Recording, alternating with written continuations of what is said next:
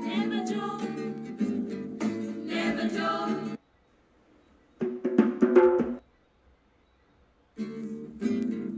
Never joke, never joke, never joke.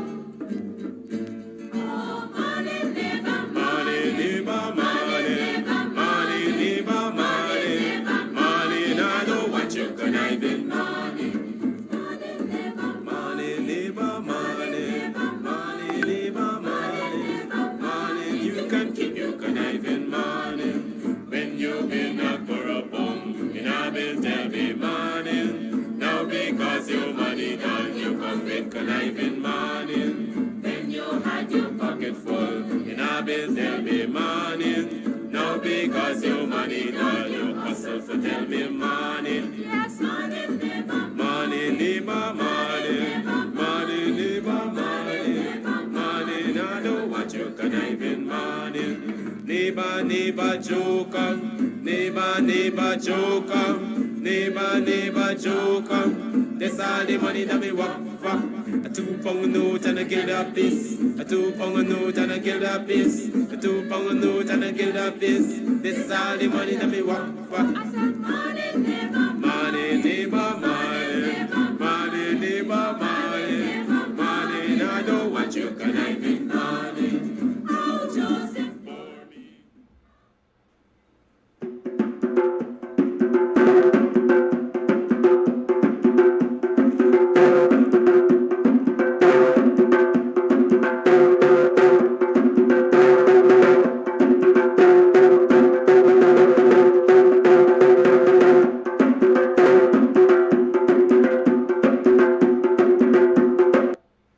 Soon in is Wednesday, July 6th. I need to go fucking school. In 2022 to tell us that the PPP and PNC are the only is Wednesday, July 6th. Column wrote, no PNC leader the past 60 years has publicly used the C word to describe Indians. Last week, one of the 5 persons that comprised the WPA Kidaki Amsterdam, in an interview with Mark Benchcup, described the PPP government and the president of Guyana wildly using the C word. It is idiocy in 2022 to tell us that the PPP and PNC are the only racial plotters. No, Freddie, the PPP and PNC are not the only racial plotters. You are included in the racial plotters. Can you remember taking Bar Jagdeo to court or being taken to court by Bar Jagdeo for saying that he is an ideological racist? Well, here are the example of some others. And the fucking next thing is, police now against fucking police. Here's the next thing. The fucking police, them all look like a fucking thief. Yeah, black man just like fucking jump houses. Yeah, fucking Matty black man, should kill a Matty black man. Your mother's gonna get fucking sense, eh? The fucking man down there in Ghana. Oh, mother, Scott is the policeman. Yeah, I gotta look for. Kill the police out. No fucking cool the people do ya notice. Yeah, old Matty black man shoot a Matty black man. I mother's gonna go from fucking racist now, eh? I mother's gonna dotage bad black man. And I mother's gonna get sense. Like I can never fucking go school. I need to go fucking school. I mother's gonna dotage bad. I never see fucking black man so yet. Eh, burning fucking burning up fucking people vehicle. But hey, black people and poison your mother's country out keep a party. And fucking make sure you invite all your mother's country, all the black men in this country. Who can get your mother's country and show poison at your fuck. People, as long as I live here until me mother's country dead, we will fucking suffer. And you get out from there as soon as you can, because advantage will never fucking done. The rich will always be fucking rich and the poor people will fucking dead. Trust me. It will never change. Nothing will change in Guyana. Never. Nothing will change. The black people will eat all them fucking Indian people out. Trust me. I'm telling you that. And who is behind all of this is the fucking politician there. They're behind all of this. A black man kill a black man and the coolie man have to fucking pay for this fucking bullshit this is going on in Guyana. A black man kill a black man. Why the coolie people have to suffer for this? Why the coolie people have to suffer for this? A black man kill a fucking black man. It's the Army's fucking fault. That's You feel a fucking coolie man would have killed another fucking coolie man, there would be a fucking riot? Never! Never! You just see how much fucking police would have be there for coolie people would have a fucking riot. You just see how much of them hungry belly motherfucker them would have be there. Because all they do is just rob them coolie people in Guyana, and we are taking advantage of it. Nobody's standing up for us. Nobody's standing up for them coolie people. Nobody. None of them not stand up for me. Nobody, not even the government is standing up for you. Why should you stand up for them? And here is the fact that I was only responding to racial plotters like yourself. Permit me to lament a little. I hear a lot of people, Sure. especially the young Indian folks, who are doing all kinds of nasty videos, and they haven't been contacted by the ERC yet. Their leaders haven't come out in condemnation of them yet. They keep saying I don't expect, don't hold your breath on that. They're not going to come I'm not out. holding my breath. Right? They say one thing, a black man kill black man, and if black man kill black man, what make Kuli must pay? Well, let me explain. Let me explain this. The black man that killed the black man is an operative of the state that is run by a Kuli government. Right? A Kuli head of state. A majority Kuli cabinet. Right? I'm not saying that people ought to attack Indo-Guyanese. But that man who killed... One of the things, Mr. Amsterdam, before you continue, since we are broadcast live on radio, it is prohibited for us to use those sort of terms in describing a racial group. So we will. Well, I'm quoting from the videos. I'm quoting from the videos. That's okay. We just offer. I just offer from the videos. I said. I understand what you're saying. I understand what you're saying. Right, but if I don't do it, then I understand, Mr. Moderator. I understand. Yeah. Let me say this. Sure. If it was a simple case of a black man killing a black man, he would have been charged, or Afro-Guyanese killing Afro-Guyanese. The likelihood is that he would have had to face the courts within 72 hours. Because you know that after 72 hours, whatever. I understand it's now 24 hours anyhow. Good? But if it were an ordinary situation of I killing my black brother, I would have had to face the court quicker than 20 days. This is a representative of the state apparatus, and he's being protected by the state, and so for 20 days he is not being charged. And so this is not a simple case of, according to them, black man killing black man, and therefore black man must solve the problem. This is a case of the state protecting one of their own who was murdered as citizen in the name of the state. And people must not lose sight of that. And so we must hold the state accountable. And if it means protest day in and day out for the state to do the correct thing, so be it. Never joke, never joke. Never joke. Oh, money, never money. Money, I don't want you conniving. Money,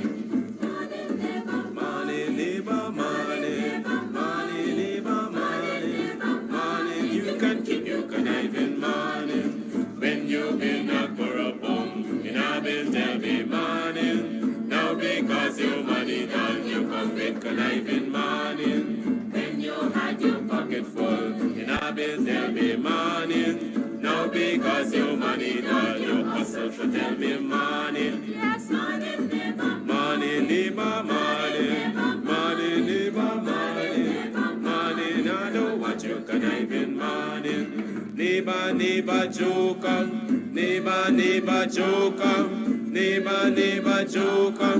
That's all the money that me walk for. A £2 note and a guild piece. A £2 note and a guild piece. A £2 note and a guild piece. This is all the money that me work for. I said money never, Money, neighbor, money. Money, neighbor, money. Money, I don't want you conniving money. oh Joseph.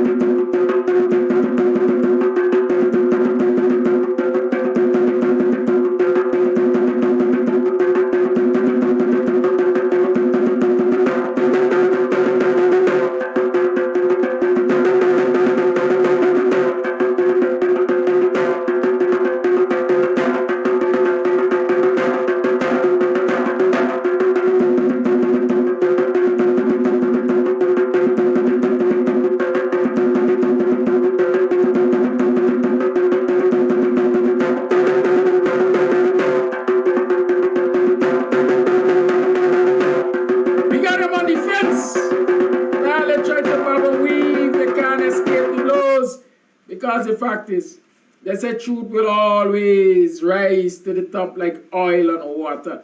Yes, we got him. They say creating racial strife. Well, the evidence is out there. Charge Sunil Prasad. Charge Sunil Prasad. Charge all of those who were part of the squad that murdered Quindam Bacchus. It has been established in the courts. The gun that I said he might shoot was a not working gun. That is a magician. That man is definitely a magician. Who is this now? Where I want? Good morning. This is not a calling segment of the program, you know. That was a replay. We started calling at about 8 o'clock. Okay? Good. Yes!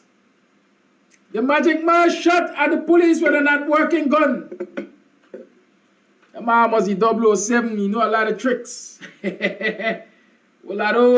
it has also been established, well, it was hinted in court that a lot of wickedness from the hierarchy of the Guyana police force took place in that matter. That resulted in what Thurston Simon and, is it Dion McLennan? Taking charges of obstructing and perverting the course of justice and so on. Yeah. They accused the senior officers of setting them up. Simon said he was instructed by a senior officer of what to write. And then they use the same thing and they put you in pocketry. You see, that's why, you know, they say who knows right and does it not shall be whipped with many stripes. And some people will argue that Simon taking a beating for doing the wrong thing. When you know the right thing, stand by the right thing. Stand by the right thing. The truth shall set you free. The truth shall set you free. But this cover up that we're always doing in this Guyana police force, there's always a cover up in the Guyana police force. The police are always standing by them, by their colleagues when they do wrong. I can tell you a whole lot of issues of that nature. But you know, your deeds will always catch up with you. They say the deeds of man, a lot of people that say it lives after you, but I know they say it lives with you. You make a joke when your conscience at rest.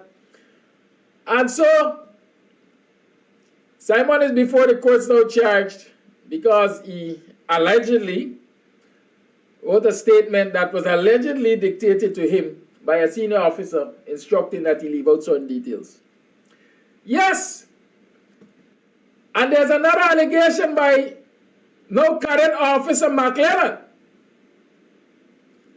McLennan say he ended up in there, according to my sources, he ended up in pocketry because his senior officer demanded that he hand over his weapon despite the fact that he was not part of the shooting and he was not on the scene but close to the scene. Right? And he handed over his service weapon and it was returned to him 3 weeks after. And then is when he was told that he has been implicated in the murder of Bacchus. Right? There are all kinds of allegations and nastiness coming out of this matter. But all that we are concluding at the same time, all that we are concluding is that there is a nasty effort to cover up the murder of Quindam Bacchus. In fact, more so to protect the murderer of Quindam Bacchus. Right? More so to protect the murderer of Quindam Bacchus. Because there is evidence out there. I showed you the video clip yesterday. And that clip, in its own way, would have proven to you that the person was closest in the chase, the run and shoot I call it. The person who was closest to Bacchus was not Christoph. It was not Christoph. The person had a bigger build, number one. And number two,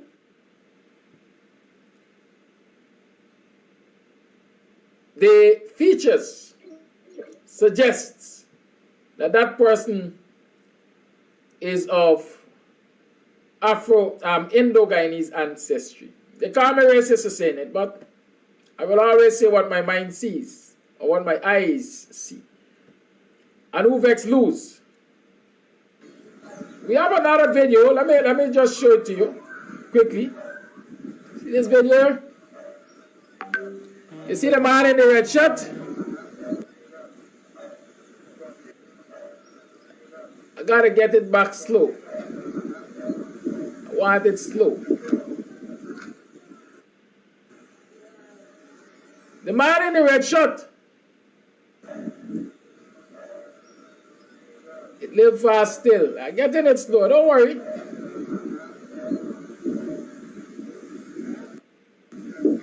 Y'all see the man in the red shirt? Watch the man in the red shirt. He there. Come. Come show yourself, boy. What are you hiding for? Want to see the man in the red shirt? Alright, we coming up the. Y'all see the man in the red shirt?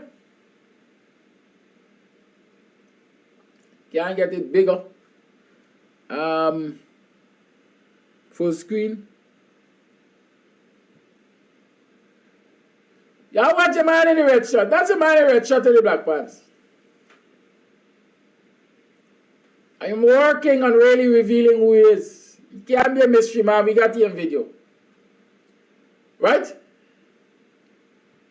We got the video. There's another video which shows a white car pulling up to the scene after the shooting. And my information is, in that white car was no Cadet Officer McLennan. So if you're seeing McLennan pulling up after the shooting, then the question is, how was his gun implicated in the shooting? And he is saying, well, hey, this senior officer collected my gun 3 weeks after I got it back. I don't know what he did with it. Right? And so we're going to talk about those things. But there's certainly, you know, it's a wicked thing when you can't even trust your superiors. Your superiors are supposed to look out for you. They're supposed to got your back. Then you can't even trust your colleagues because they're throwing you under the bus for promotion. Right? And stuff like that. And cronyism. Stuff like that. It's a frightening thing. Very frightening. And before I go to Dr. David Hines, who is with us today, I want to remind you of one thing. In the times of the troubles, when Gadraj was the Minister of Phantom, Minister of Home Affairs, according to folks with responsibility for the Phantom Squad or the Killing Squad or whatever they call it then. Right? In that time, there were two persons who I always remember their statements. One said he was part of the PPP and the wickedness because he wanted to drink milk. I don't know where Sean Hines is now. If anybody knows, y'all could share the information. The other one was a policeman named Kazarki. Y'all remember Kazarki? When Kazarki came under pressure, he started singing like a canary. And he suddenly took ill while in prison. If I remember clearly, he was in prison. He was in police custody when he took ill. And he ended up at the Georgetown Hospital. And he died mysteriously shortly after. Those in the know say that Kazarki was poisoned. He was murdered by the system because he was singing like a canary. And with that in mind, I am saying that I don't know how it can be done, but systems must be put in place to preserve and protect the lives of not only Thurston Simon and McLennan, but also Christoph. Systems must be put in place to ensure those 3 policemen who are now in custody are protected, and so that this society can eventually know the truth of what went down in Haslington. And that's my call this morning. And every right-thinking Guyanese must make that call. Protect and preserve the lives of those 3 policemen who are in custody currently, as we await charges for the others. Dr. David Hines, welcome to the program. Dr. David Hines, I can't hear you. You're muted? Good morning. Good morning to you, and good morning to your viewers and listeners. Good morning, and thank you for coming. Now, there are a number of things on the radar that I would like us to talk about. But, we can start by talking about the day of protest and your takeaway from the day of protest. That was Monday last, despite the efforts of the administration, the cabal, and the cronies to dissuade people from coming out to air their grievances, wash the dirty linen in public. They were at peak close to 400 persons on the Buxton Public Road there, highlighting their grievances. We are seeing all kinds of things being reported in the media and so on and so forth. But we're not bothered by that. What is your takeaway from all that happened prior and during that day, and even after? Well, it was a significant moment in this phase of our struggle. And I say a significant moment because it brought the 2 sides of what will eventually become a confrontation between the government and the people. One side was at one point in Buxton, that is the government, and the people were at another point in the village. So we had the 2 forces there, in a sense, eyeballing each other.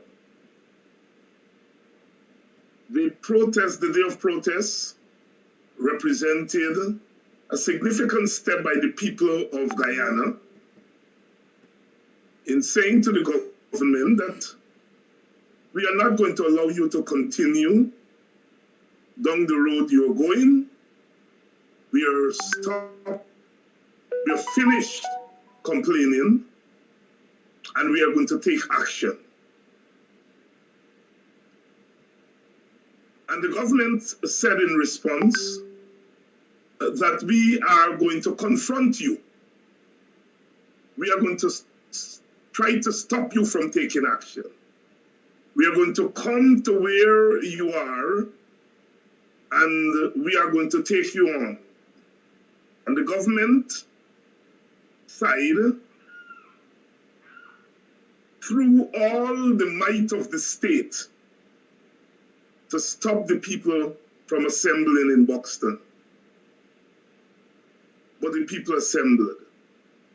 And there we had the 2 forces, as I said, eyeballing each other. It's a significant step in our struggle. The people said, we shall not be moved. We ain't going nowhere. And the government said, well, we are going to see. And so that is my big takeaway from what happened there on Monday. The media and so on, they have reported the details and all that stuff. But it was a signal that the struggle is on.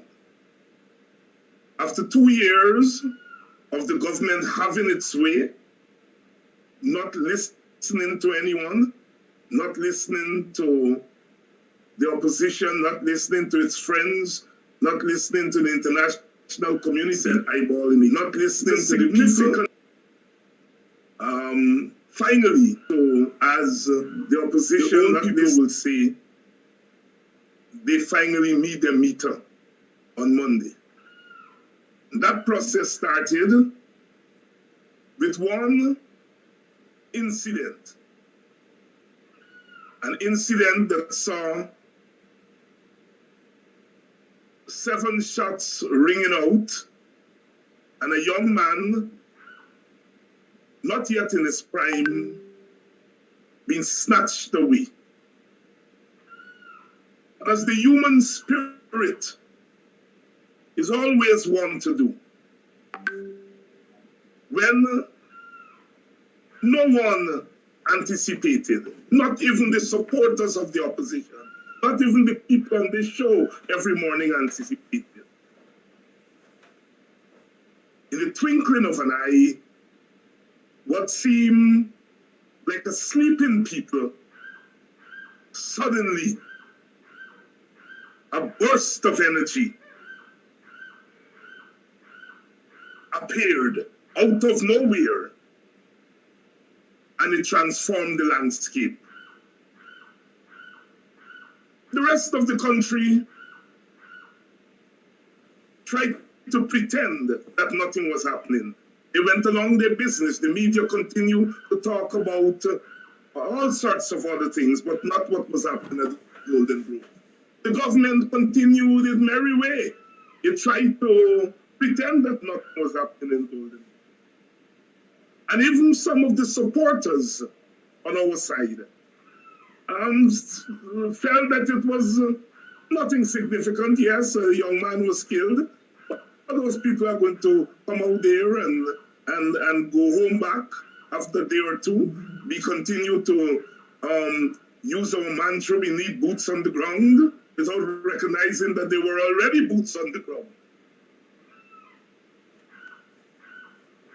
And as social movements go, they could not, that initiative at Golden Grove could not be bottled up for too long. And one early morning, some brave souls took to the highway, the public road, the East Coast public road, and began to walk. I don't think they even knew where they were walking to, but they began to walk. And as they walked, they picked up other souls along the way. And as they got towards Bedford-Wacton, the state jumped into action. They sought not just to stop the march, they sought to transform what they were ignoring for 2 weeks into a racial confrontation. And we saw what happened at Monrepo. And then later that night, after Monrepo, as if to seek revenge for something that they, the government, instigated. The two leading forces of the arm of the state, the coercive arm of the state, the police and the army, descended on a village and began to shoot like they were at war with an enemy country. And the morning after, the people survived. And Buxton on Monday was really the test of strength of two sides, the government and the people. And so it was a giant step in the direction of cleansing Guyana of the horror that has descended upon it since August 2020. The lesson is that the power of the people can never be bottled up, can never be confined to some little thing. The country now knows that something happened at Haslington country now knows that a young man was killed, but more than that, that a community was assaulted. The world now knows that Guyana is a dangerous place, but it is a place that is not lost because the people have decided that they are making their move. The people are making their moves. Dr. Hines, hold the next thought there, because the children are making their moves this morning. Let us remember that in a few minutes, our children will be sitting the National Grade 6 examination. And so let me take this time out to ask all those of you prayer warriors to keep them in your thoughts and your prayer. And we wish them every success. Those of you over at Company Road and Friendship Primary School and so on, big up yourself. Take it light. It's just a normal day. Go and ace the examination. And our youngest viewer is also taking the exam this morning. And so I want to say, good morning, Kelly. Have a great day, Kelly. Go and do your thing. Right? We're expecting great things from you. No surprises expected. We know what you're capable of. Continue to watch your Buxtonian morning time. Right? Good. Yes, Dr. Hines. And so the people have basically shown that, yeah, you can't bottle up. You can't keep us, you can't hold us down, as we like to say in the streets. You can't hold us down. And so we came to that Sunday protest, that Monday protest, and the people came out in their numbers. I am seeing all kinds of headlines and so on Facebook, calling the organizers racist and labeling them as promoting racial strife and so on, and giving the impression that this quote-unquote pushback that is happening against the government excesses is a fight between Indo-Guyanese and Afro-Guyanese. How do you respond to those people who want to make this look like quote-unquote a race war beginning? I wish not to respond to them. I wish to speak to our people. God does his work, and the devil does his work. Listen.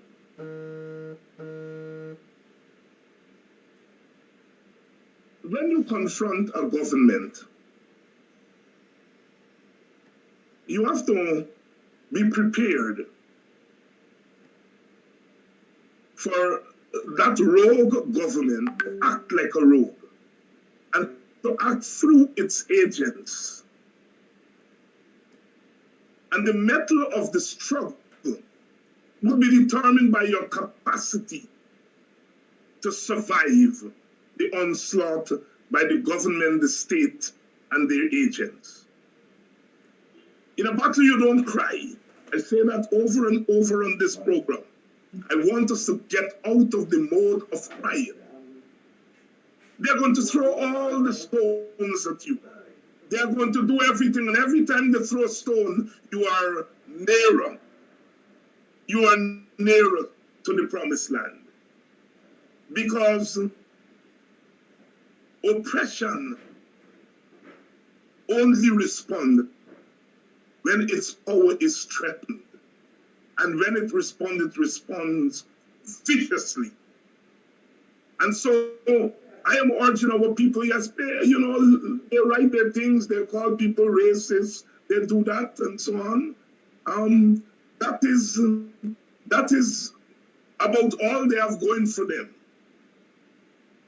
And part of it is the disdain they have for part of the population. Guyana, unfortunately, despite all the efforts for the last 60-odd years, Guyana is a divided society. Perhaps one of the 5 most divided societies in the world. We Guyanese like to think, oh, we are one people, one nation, one destiny. That's feel good. Black people especially. There's something about us that we look on the bright side always. But that brighter side is not always bright. We are not. We are further away from one people, and one nation and one destiny than we were in 1960. Believe it. Guyana really are two pre-nations, two pre-nations existing in a civic space. You only have to go to the PPP sites where the supporters gather and read. I do a lot of reading, and so I don't always have enough time to peruse the PPP sites and so on. And for the last couple of days, I took some time to go and read, and the venom that I see there confirmed what I always knew. That the supporters of the PPP, once they have power, once the PPP is in power, they see themselves as being separate from their sisters and brothers on the other side. Power as a way of blinding people who would not ordinarily be blind. Some of my friends who talk about two Guyana, a rich Guyana and a poor Guyana, the rich and the poor Indian Guyanese find common ground under the umbrella of power, of the PPP power. And the rich and poor African Guyanese find common ground under the boots of that PPP power. And so there is a way in which class politics is subdued by the politics of race. And so therefore, we are two Guyanas with two value systems. And if you wanted any clearer evidence, last Tuesday made it very clear. There were two groups who were victims, a group of Indian Guyanese who were victims of agents planted in a demonstration, and African Guyanese who were victims of police violence, death, murder. One side lost the produce, the other side lost a life. One side was compensated with money, and the other side was compensated with bullets. To Guyana. That money came not from somebody at the corner of the street, that money came from the government.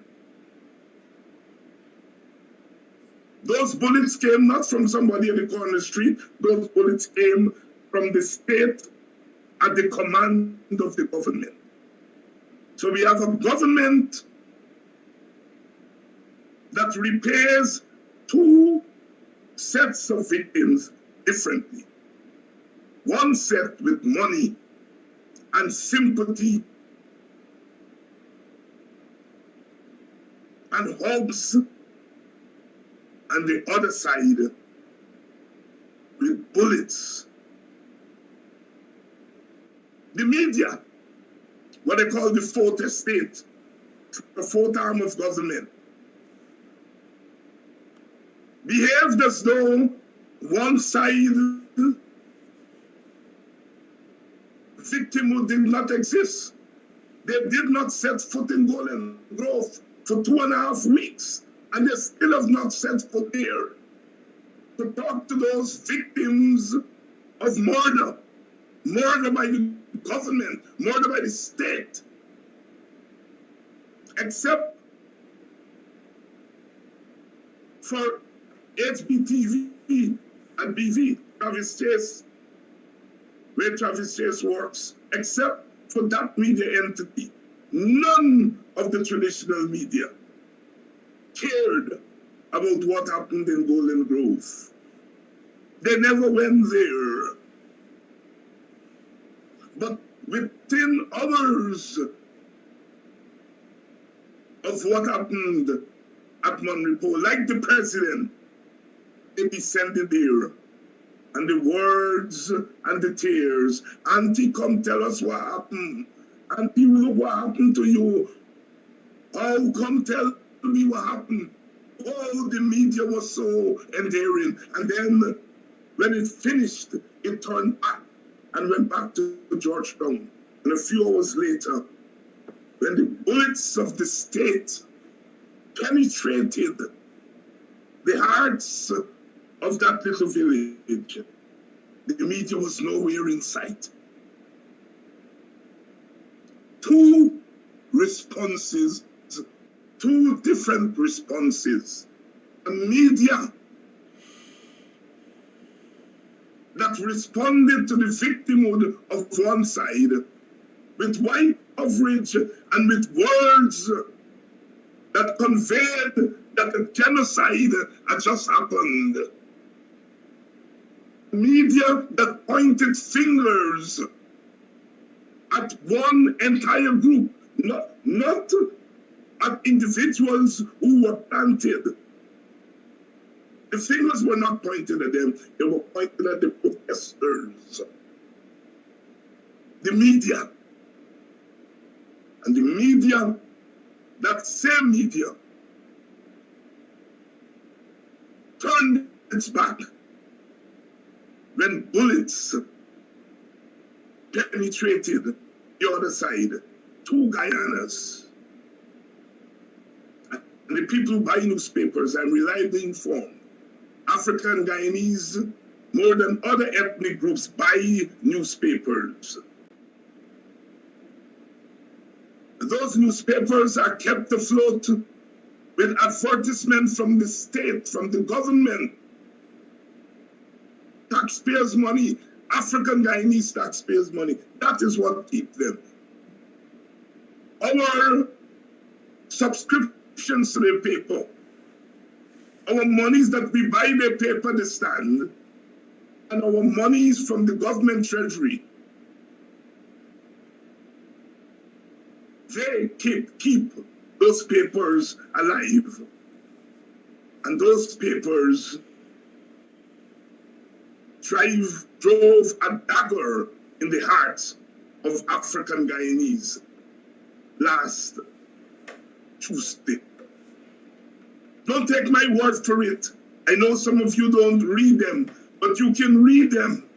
And the description sick my stomach. The lack of respect for black people. The way in which they were quick to call us names.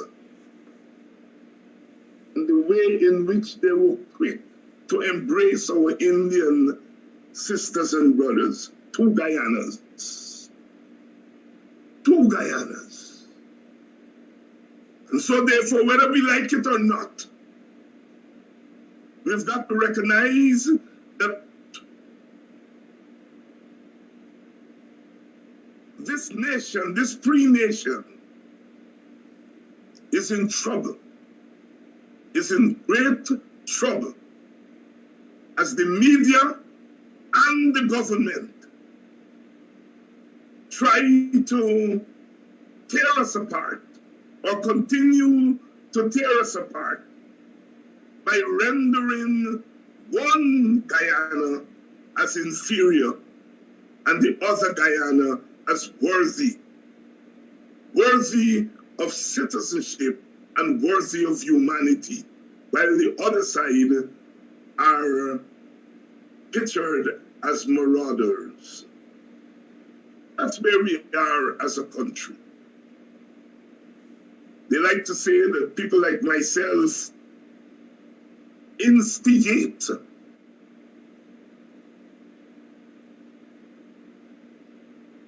Maybe we instigate the police to shoot in Donbass. Maybe we instigate the president to go to Manripo and hug them up and not to go to Golden Grove. Maybe we instigate the media, the traditional media, to behave in such discriminatory ways. When we teach, they say we investigate.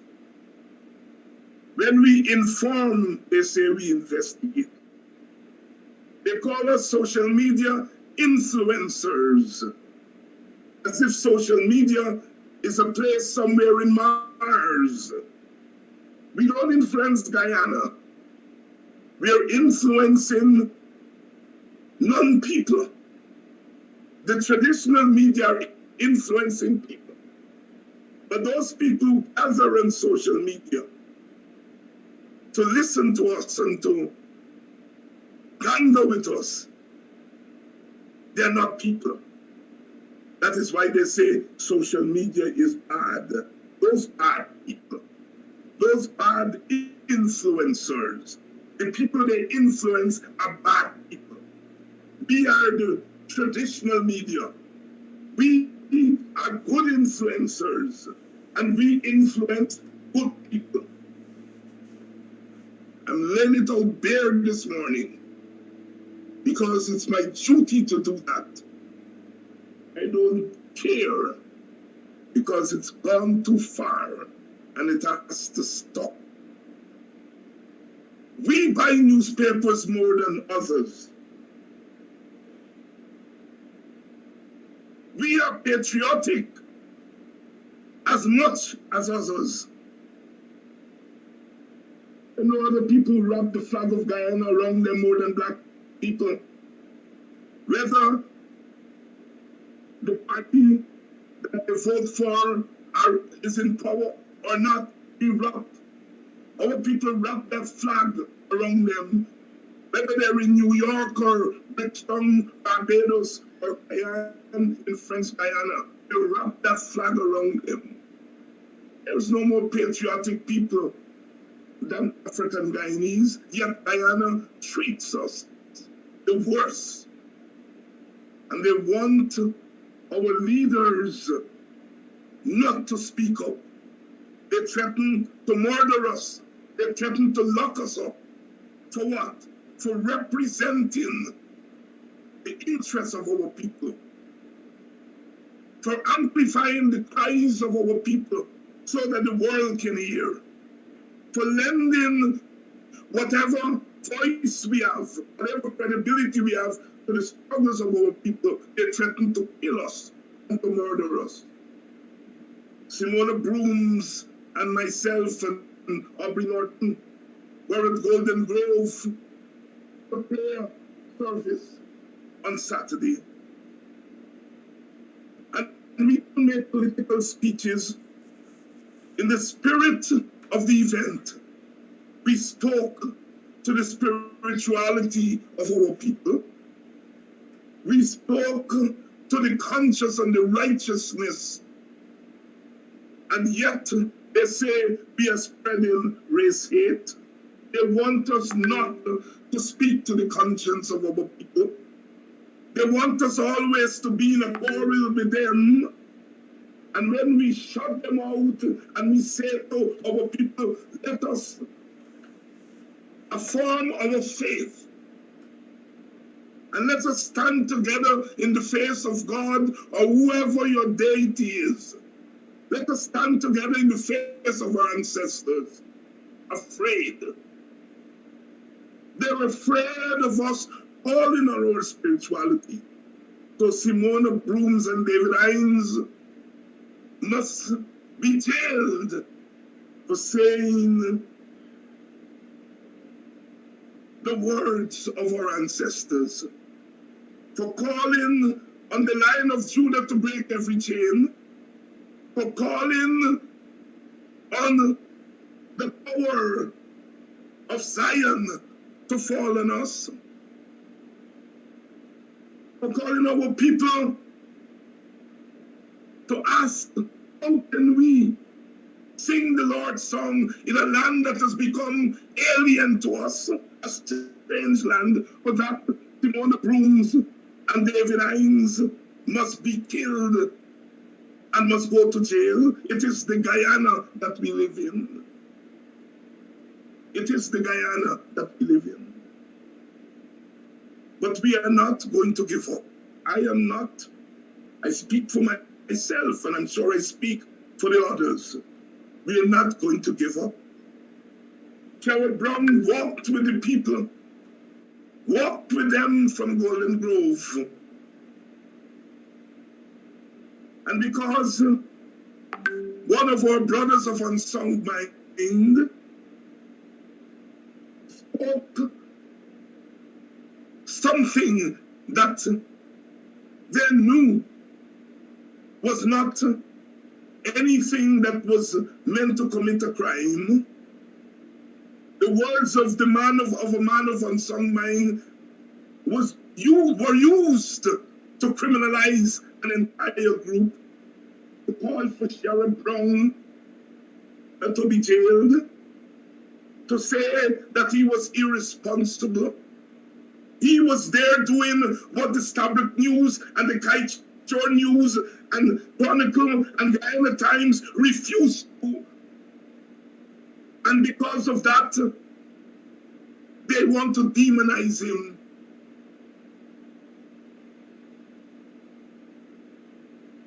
The devil is moving in our country. The devil is moving in our country. And wherever the devil moves, righteousness must confront it. Righteousness must confront it. Brothers and sisters, these are serious times, very serious times. Stop the haranguing of our people. On this score, I want to speak to what happened at Buxton on Monday again. Some of our brothers and sisters went to the so-called outreach. Some of them went to make representation for their roads and their grounds, and to ask the government to do what all governments are supposed to do. Others went because they thought that they were sharing gifts. It is those people's right to go where they want to go. It's their right to go when the government is there to make representation for themselves. It is the right of others if they feel hungry. Somebody said food is there to go. It is their right. You don't have to agree with them. We would prefer them not to appear, but we have to be real. While they were demanding better roads, and they were asking for a play field and other stuff they asked for, we were standing at the other end of the village asking for justice, demanding justice. Let us roll with both wheels. Let us not condemn our brothers and sisters who may not walk in our footsteps on a given day. Know that the government will not be there sharing out hampers every day. The government will not be there every day to share out a play field. The government will not be there every day to pretend to listen to our people. They come one day per year, 364 days. We have our people's ears. This is a battle for the minds of our people. This is not a battle to condemn our people. I implore those of you who are crying shame on those who went, please stop it. Please stop it. The reality is that people's first line of action is their individual needs. And then when they get past that, they will see the larger picture, and we must be there to hold their hands and to bring them along with us, not to condemn them. We condemn them, we push them over to the desert. I wanted to say that. And I wanted to say that as someone who knows a village. That's where I was born. That's where I grew up. If I know anywhere, I know that village. Don't wash our mouth and wash our tongues on those people. There were a few of them because the government busted majority of people who were there. The media would not say that. They will say Buxtonians turned out, but I don't care. Even if 1,000 Buxtonians turned out, I will still hold the same view. We are too quick sometimes to condemn our people if they don't walk in our footsteps. We will need those people. They will need us. Government will not come 364 days after they take their hampers home and they consume their hampers that night. There is the morning after. They will see that the ministers are gone and the pot is still empty. They will see that because they're sensible people.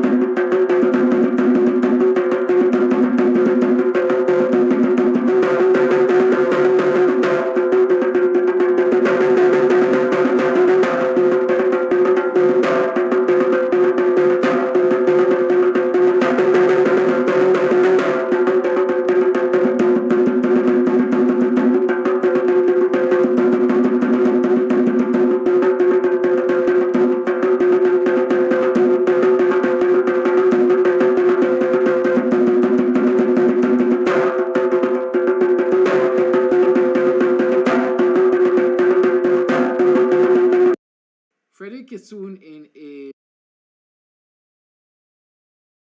is Wednesday, July 6th column wrote, no PNC leader the past 60 years has publicly used the C word to describe Indians. Last week, one of the 5 persons that comprised the WPA, Kidaki Amsterdam, in an interview with Mark Benchcup, described the PPP government and the president of Guyana wildly using the C word. It is idiocy in 2022 to tell us that the PPP and PNC are the only racial plotters. No, Freddie, the PPP and PNC are not the only racial plotters. You are included in the racial plotters. Can you remember taking Bar Jagdeo to court or being taken to court by Bar Jagdeo for saying that he is an ideological racist? Well, here are the example of some others. And the fucking next thing is, police now against fucking police. That is the next thing. The fucking police, them all look like a fucking thief. Yeah, black man just like fucking jump houses. Yeah, fucking Matty black man, kill a Matty black man. Your mother's gonna get fucking sense, eh? The fucking man down there in Ghana. Oh, mother's Scott is the policeman. Yeah, gotta look for. Kill the police out. No fucking could the people do yeah, not is yeah, old Matty black man shoot a Matty black man. Your mother's gonna get from fucking racist now, eh? Your mother's con don't teach bad black man. And my mother's con not get sense. Like I never fucking go school. I need to go fucking school. And your mother's con don't teach bad. I never see fucking black man so yet. Burning fucking burning up fucking people vehicle. But hey, black people and pies and your mother's con to keep a party. And fucking make sure invite all of your mother's con, all the black man them in this country. Who can get your mother's con fit and show pies in your fuck. People, as long as I live here until me mother's con dead, we will fucking suffer. I'll get out from there as soon as I can, because advantage will never fucking done. The rich will always be fucking rich and the poor people will fucking dead. Trust me, it will never change. Nothing will change in Guyana. Never. Nothing will change. The black people will eat all them fucking Indian people out. Trust me. I'm telling you that. And who is behind all of this is the fucking politician them. They're behind all of this. A black man kill a black man and the coolie man have to fucking pay for this. What kind of bullshit is going on in Guyana? A black man kill a black man. Why the coolie people have to suffer for this? Why the coolie people have to suffer for this? A black man kill a fucking black man. It's not his fucking fault. You feel if a fucking coolie man would have killed another fucking coolie man, there would be a fucking riot? Never. Never. You should see how much fucking police would have been there for coolie people would have a fucking riot. You should see how much of them hungry belly motherfucker them would have been there. Because all they do is just rob them coolie people in Guyana, and we are taking advantage of it. Nobody's standing up for us. Nobody's standing up for them coolie people. Nobody. None of them not stand up there, me. Nobody, not even the government is standing up for you. Why should you stand up for them? And here is the fact that I was only responding to racial plotters like yourself. Permit me to lament a little. I hear a lot of people, Sure. especially the young Indian folks, who are doing all kinds of nasty videos, and they haven't been contacted by the ERC yet. Their leaders haven't come out in condemnation of them yet. They keep saying I don't expect, don't hold your breath on that. They're not going to come I'm not out. holding my breath, right? They say one thing: a black man kill black man, and if black man kill black man, what make Kuli must pay? Well, let me explain. Let me explain this. The black man that killed the black man is an operative of the state that is run by a Kuli government, right? A Kuli head of state, a majority Kuli cabinet, right? I'm not saying that people ought to attack Indo-Guyanese, but that man who killed One of the things, Mr. Amsterdam, before you continue, since we broadcast live on radio, it is prohibited for us to use those sort of terms in describing a racial group. So we will. Well, I'm quoting from the videos. I'm quoting from the videos. But that's okay. We just offer. I just offer. From the videos, I said. I understand what you're saying.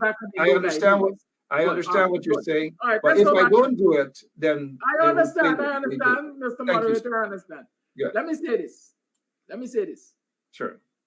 If it was a simple case of a black man killing a black man, he would have been charged, or Afro-Guyanese killing Afro-Guyanese. The likelihood is that he would have had to face the courts within 72 hours. Because you know that after 72 hours, whatever. I understand it's now 24 hours anyhow. Good? But if it were an ordinary situation, of I killing my black brother, I would have to face the court quicker than 20 days. This is a representative of the state apparatus, and he's been protected by the state, and so for 20 days he is not being charged. And so this is not a simple case of, according to them, black man killing black man, and therefore black man must solve the problem. This is a case of the state protecting one of their own who was murdered as citizen in the name of the state. And people must not lose sight of that. And so we must hold the state accountable. And if it means protest day in and day out for the state to do the correct thing, so be it. Never joke, never joke, never joke. Oh, money never, Money, neighbor, money. Money, neighbor, money. Money, I know what you conniving. money, money never, Money, neighbor, money. Money, neighbor, money. Money, you can keep your conniving money. When you've been Money, neighbor, money, neighbor, money, neighbor, money, neighbor, money. They don't want me conniving money. Hey, Freddie Kissoon, morning. Morning, Freddie Kissoon, morning. When last you come to the Buxton Bakery, boy? When last you had some Buxton buns and pastry? Pressure does bust pipe. You see a lot of them come to you like wolf in sheep clothing. But they get exposed at the end of the day. They get exposed at the end of the day. You know, a lot of people who, I don't know if David Hines calls Freddie Kissoon his friend. I don't know a lot of black people call Freddie Kissoon their friend. Because over time I've always seen Freddie Kissoon for what he is, a dishonest academic. That is what he is, a dishonest academic. And the evidence is out there. Go and read his columns. The very man who was accused by Jagdeo of being an ideological racist has for the longest while been writing in defense of Jagdeo and the PPP in their racism against black people. And so the time has come for them to circle the wagons again. And so Freddie Kissoon has decided to attack those who we see as challenging the status quo, challenging this wicked and vindictive, corrupt set of people, racist set of people. And so people say, show me a company, I tell you who you are. And I have no qualms whatsoever associating Freddie Kissoon with the racist and with the racist PPP and the racism in this country. I have no qualms whatsoever. Go check his writings and you will see it. That's the man who, it is alleged, took the PPP's money to write a series of articles. I think he referred to them as Ocean 11, defending the PPP during the years of the turmoil in this country, when the PPP death squads were running helter-skelter and killing people, especially black people. And say, oh, it is again, Freddie is singing for his supper. The man who was angry with the coalition for not offering him re-employment at the University of Guyana, and who was angry with the coalition for not re-employing his wife who the PPP had dismissed from Go Invest. Hey, let me tell you something. Freddie Kissoon, you don't bother me. Because his wife is now re-employed by the PPP. And he is now getting paid as one of their, I don't know what to call, lucky writers. He's now getting paid, and so he's happy to sing these songs. And so he's coming at Kiraki, Amsterdam, and the WPA. Well, let me say this to you, Kissoon.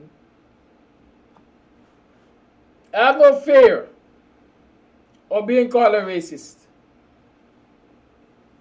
I'm afraid of being called a lucky. And that's what you are. And lucky, that's what you are. You have libeled me. But guess what? I don't have time to go to courts and that. I'll respond to you in kind. You claim that I'm a racist, just like Dharamlal. Dharamlal took a section of this very video from Mark Benchcraft's show, and he edited out everything that gave context.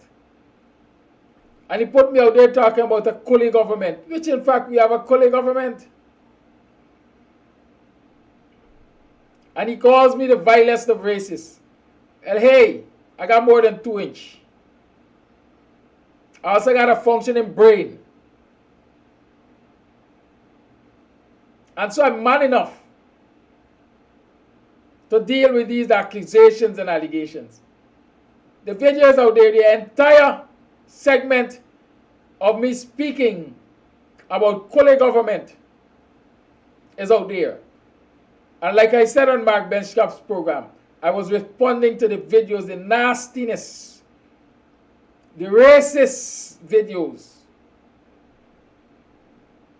or the videos put out there by the racists in the PPP camps. But none of you spoke about those videos.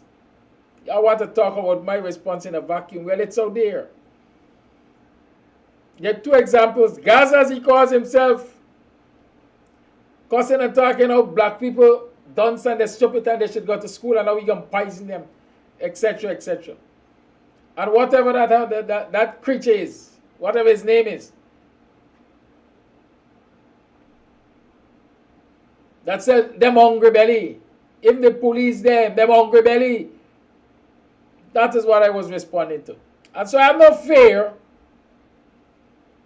Of who wants to go to the ERC or who wants to go to court or where they want to go and what they want to do on social media. I stand by my words. The murder of Quindon Bacchus is not a matter of black man killing black man, as they claimed. It wasn't then and it isn't now. And more so that we know that Sunil Prasad and Lekram and Ramatar were all a part of this plot to murder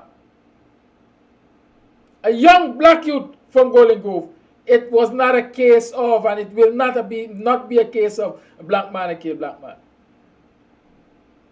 Even if it were a black police that shot and killed Quindon Bacchus, which the evidence is pointing away from right now, it could not have been a case of black man killing black man. It had to be a case of an agent of a coolie government. An agent of the state, a state that is dominated by Indo-Guyanese, a state that is led by Indo-Guyanese as president, legitimate or illegitimate.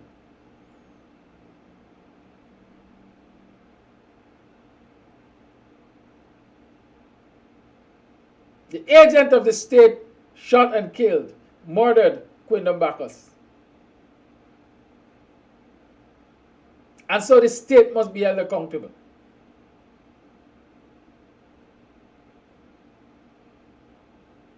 And when the state is found to be protecting the murderers,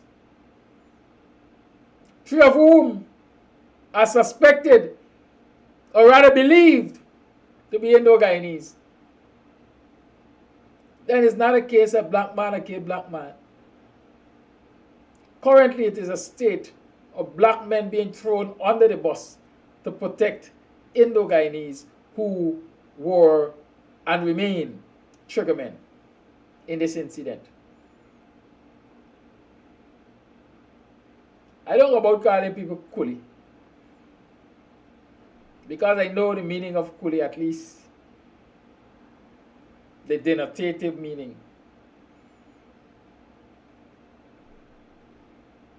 And I also know the connotative meaning. Coolie, according to the dictionary, we will tell you, is bound labor. Anybody could be bound laborers. They got a lot of people walking around in black skin that are coolies in their mentality. Those that were walking around Buxton telling people, don't go and support the protest, go to the bar ground. They are coolies in their mentality, they are bound in their mentalities. They are bound by filthy lucre to this corrupt cabal. Some of them on the payroll of the Ministry of Sports, Youth and Culture. Every month they get paid for doing what? They don't work with the Ministry of Sports, Youth and Culture, but they are henchmen. They are henchmen. They can be called at any time to do the dirty work of this wicked government. They are being used in this community to quote unquote keep people in subjection by threats and innuendos.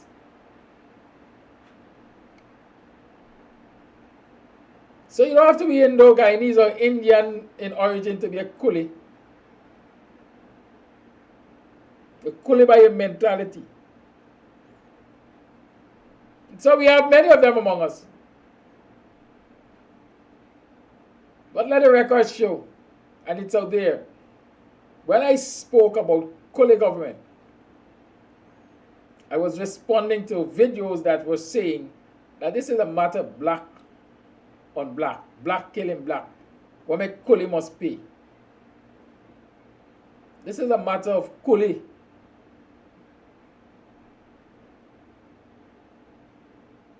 Instigating and sending and defending black and coolie to kill black man. Put it as raw as it is. All Dharam Lal and Freddie Kitsun and all who want to label me racist, bring the RC and let's go. And let us talk about Gaza and the rest of them. Let's talk about them. I said WPA is a party of intellect. I could choose not to be intellectual at times. I meet you where you meet me. So Freddie Kitsun, don't tell yourself you're running up here. I got your files. I went to the University of Guyana. I wrote every single examination and passed them successfully. I never had to offer anybody sex for grades. As an educator, I've taught from the primary right up to the secondary and the tertiary level. And nobody has ever had to offer me sex for grades. I got integrity.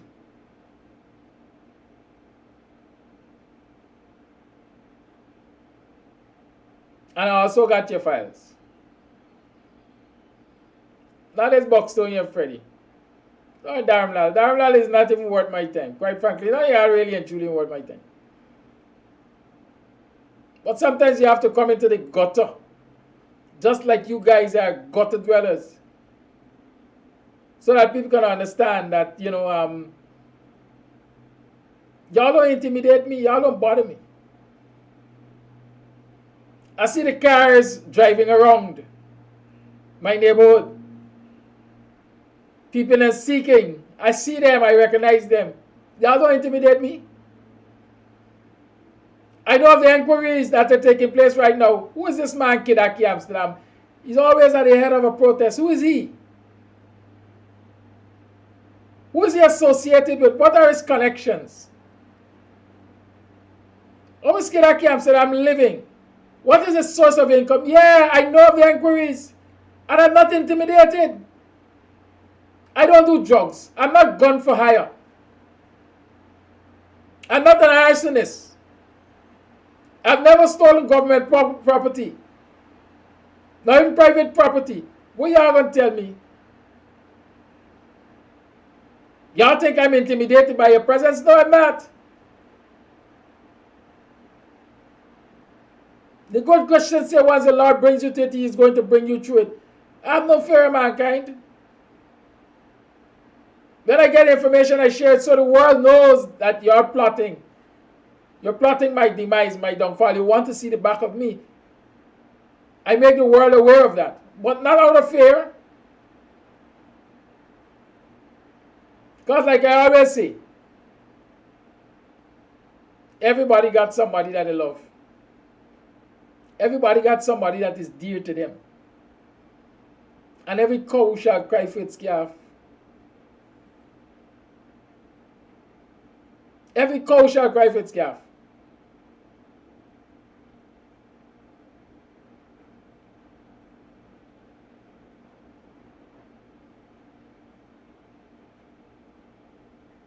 Those who know me know. One of my favorite terms is I can live with the devil in hell. As a matter of fact, I don't even know if the devil can live with me. So y'all try it. I know the moves, I know the shenanigans. But the harder they come, the harder they fall. Me ain't got interfere. Investigate as much as you will. Same Freddie Kissoon that ball like a dirty word. When they sent him property tax. Ball like a little girl. Is now defending the wickedness of the PPP. And attacking people because they're speaking out against it.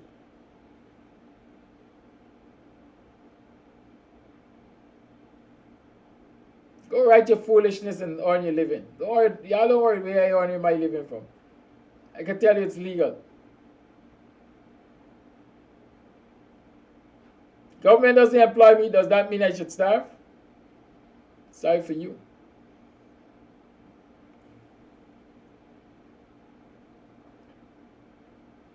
I will not allow this government to oppress me. Those who are afraid of the government and their doings can continue to be afraid. That's a choice. But I will, for as long as I have life, challenge the status quo. Y'all ain't seen nothing yet. I'm soon going to write a letter to the Guyana Police Force seeking permission for a long walk from Buxton to Georgetown. A walk for freedom and equality. Yes, I will challenge the status quo. And this is forewarning. All those of you at the head of the Guyana Police Force and the Ministry of Home Affairs and Brockhaben and all, expect I am sending a letter of request.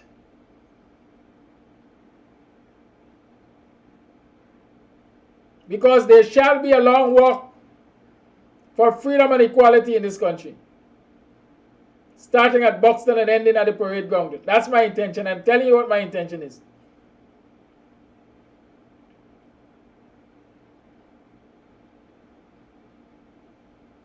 And the possibilities they will refuse permit. But there is no law that says I have to have police permit to walk the roads of this country. So keep that in mind. Keep that in mind.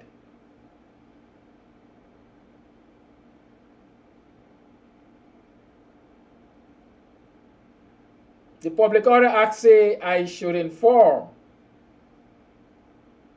the officer at the nearest police station that I intend to proceed. I ain't got no fear of them. This ignorance of the law is no excuse. I may have a fair understanding of the law.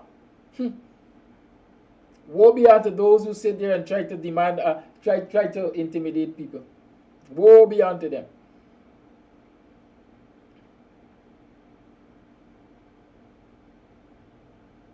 So look out. Y'all gotta do more work. Me not know how me and them are gonna work it out. No, me not know. But someone will have to pay. Somebody got to pay for this wicked and vindictiveness of this government. As we speak, we have 3 people in prison on remand right now. In the matter of the murder of Quindon Bacchus. 3 black men.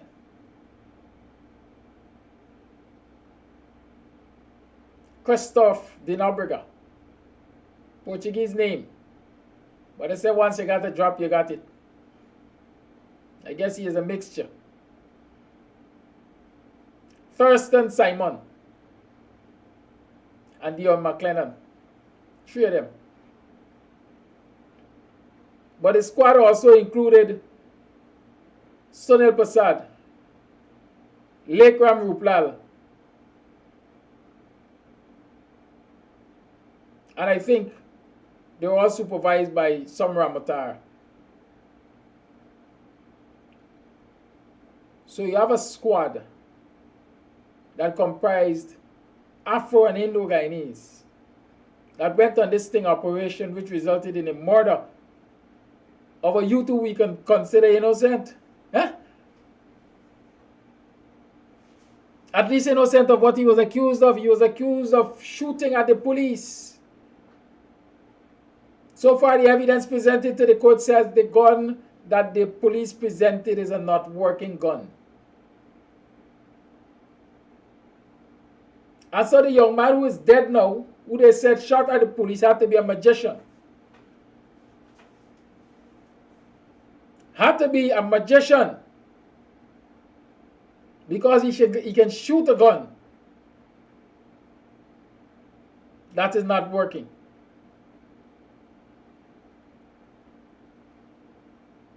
And so the reality is, a young man, a young black man, a young Afro-Guyanese is dead, murdered by operatives of the state, including at least 3 Indo-Guyanese. But the people who are charged and before the court are 3 Afro-Guyanese, and they're making allegations. At least 2 of them are making allegations.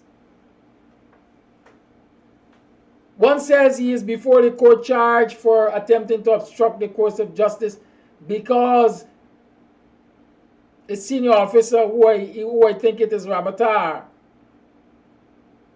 dictated a statement that he should write and sign. Instructed him to not provide certain details in the statement. And what were those details? What were those details?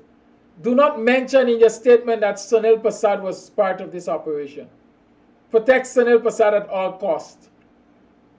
Question really, who is Sunil Prasad that he had to be protected at all costs with the life or lives of black men? Lives of Afro-Guyanese. Who is Sunil Prasad that he has to be protected at all costs? Is he the go-between between the rogue squad and the Guyana police force and the Ministry of Culture? Is he? Y'all answer that question for me. I understand the job that Ronald Gadrach did while he was Minister of Home Affairs has now fallen to a younger Ignar who operates out of the Ministry of Culture. And so y'all don't think that phantom squad and killing squads are finished in this country. They exist, but they're taking different forms. They have learned from their past mistakes, or so they thought, and so they're camouflaging them more. They're operating out of the youth ministry, and they're using people in the communities to influence young people to join their gangs or their teams.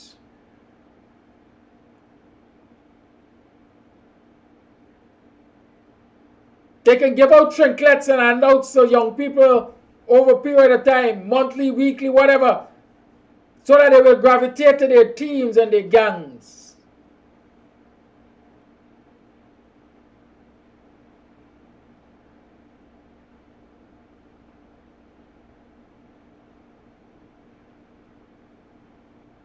And what they're doing, in short, is recruiting for the killing squads, for the rogue squads, for the goon squads, whose commander sits in the office on Main Street. What's that? Main and Kwamina? Yes, Main and Kwamina.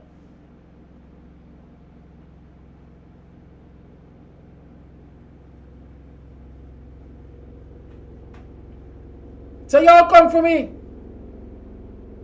because I know too much. I got too much information. Y'all come for me.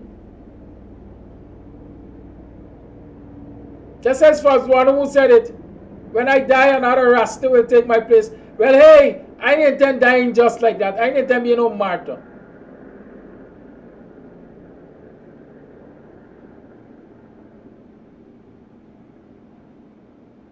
Inevitably and inexorably a day will come. Well, I want to live to see that day. My intention is to live to see that day when the PPP shall be no more in government. My intention is to live to see that day when we will not have governments that are dividing the people, government that are discriminating against the people according to their color and their geographic location. No! I hope to live to see that day. I hope to live to see the day when the police return to doing just what they were set to be hired to do. Protect and serve. Not protect yourselves and serve your political masters, but protect and serve. Protection and service to the society. Maintain good law and order. And while I am sorry that a policeman like Thurston Simon is behind bars because he chose to write a statement that was dictated to him and took illegal instructions to leave out certain details of his statement, I want to use that as an example to all of you young policemen and women. All of you policemen and women. Whether you're black, pink, or blue. Whether you're purple or yellow. All of you in the Guyana Police Force who over a period of time have been giving life to this corruption and this wickedness that exists in the police force and exists in support of this demonic and dangerously wicked government. Take example. Everyday bucket to go well. One day bottom gonna drop out. Y'all have been embracing and upholding evil for such a long time that you believe it's the normal thing to do, but it comes back to haunt you. And so, Simon, you're there, feeling your heart. Reflect on how many times you're asked to do that to the detriment of other people's lives and freedom and livelihood. Ask yourself that. And those who are outside free, ask yourselves how many times you have done it and when it will be your turn to end up the way Simon ended up. I'm not condoning what was done, but I'm using it as a teaching moment so that others can recognize that once you uphold evil, and they will come when it will reflect on you.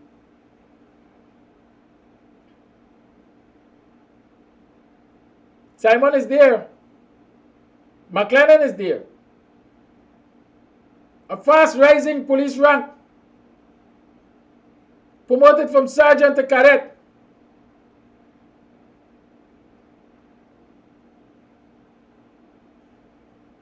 Marlon King, I am letting them know now. I have no reason to operate in the dark.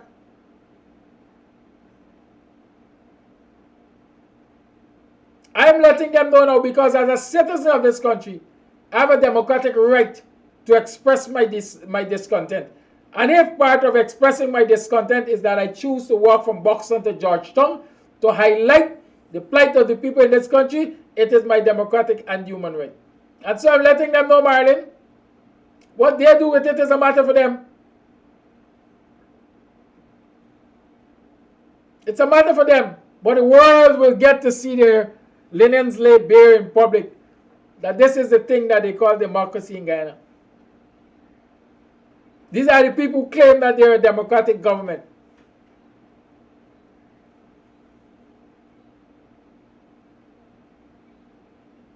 Sometimes you just have to take the fight to those who would like to fight.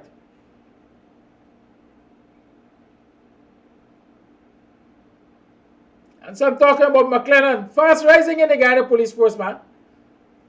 A sergeant, recently promoted by the Unconstitutional Police Service Commission to cadet.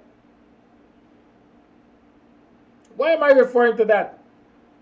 Because when you investigate this sergeant, people will tell you that he's one of the most pleasant and cooperative policemen they have ever known.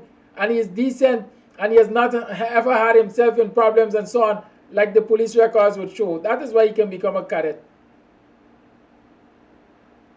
But just as he is on the verge of being promoted to a cadet, he ends up before the court, charged for perverting or attempting to pervert the course of justice in the murder of Quindam Bacchus.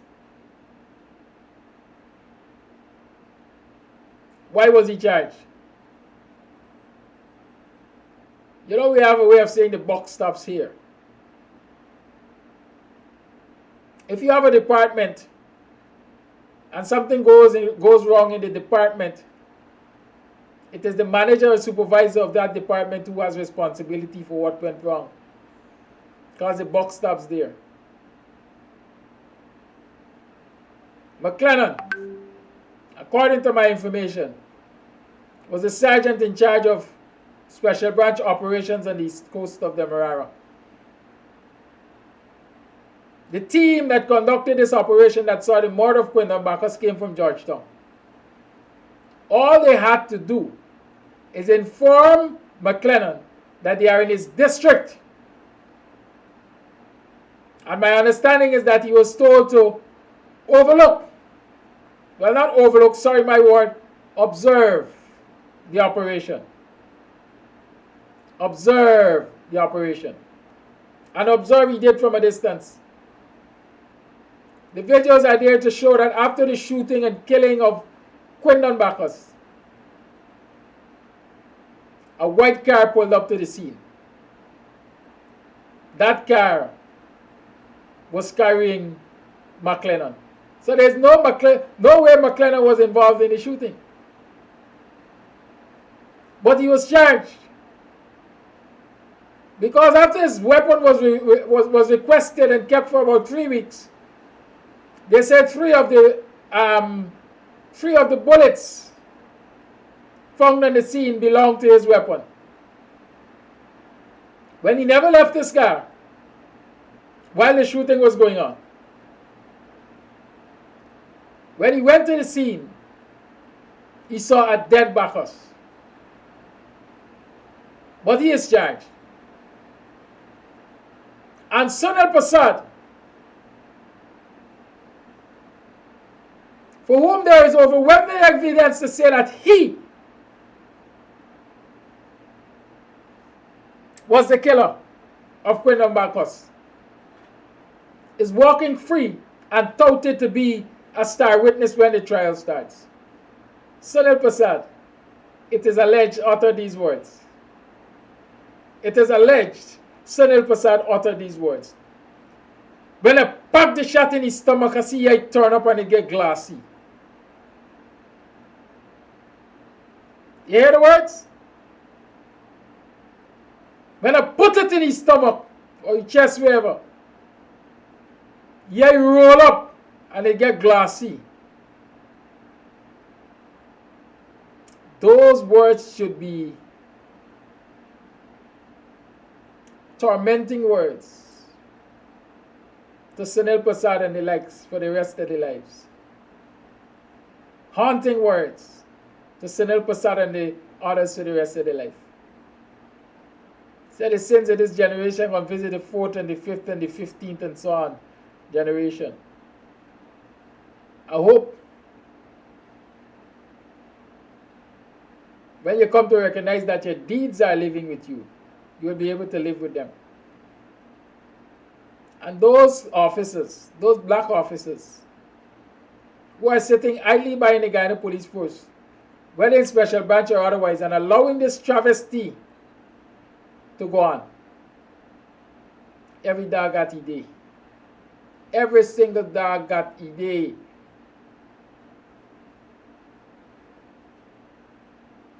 And so the one who is sitting as force administrator, who is corrupt to the hilt, your day coming. The one who was head of special branch and believes that he has been baptized to chastise black people on behalf of Irfan Ali and his Indo-Guyanese friend in government, your day coming. All your day coming. Every single one of your day coming.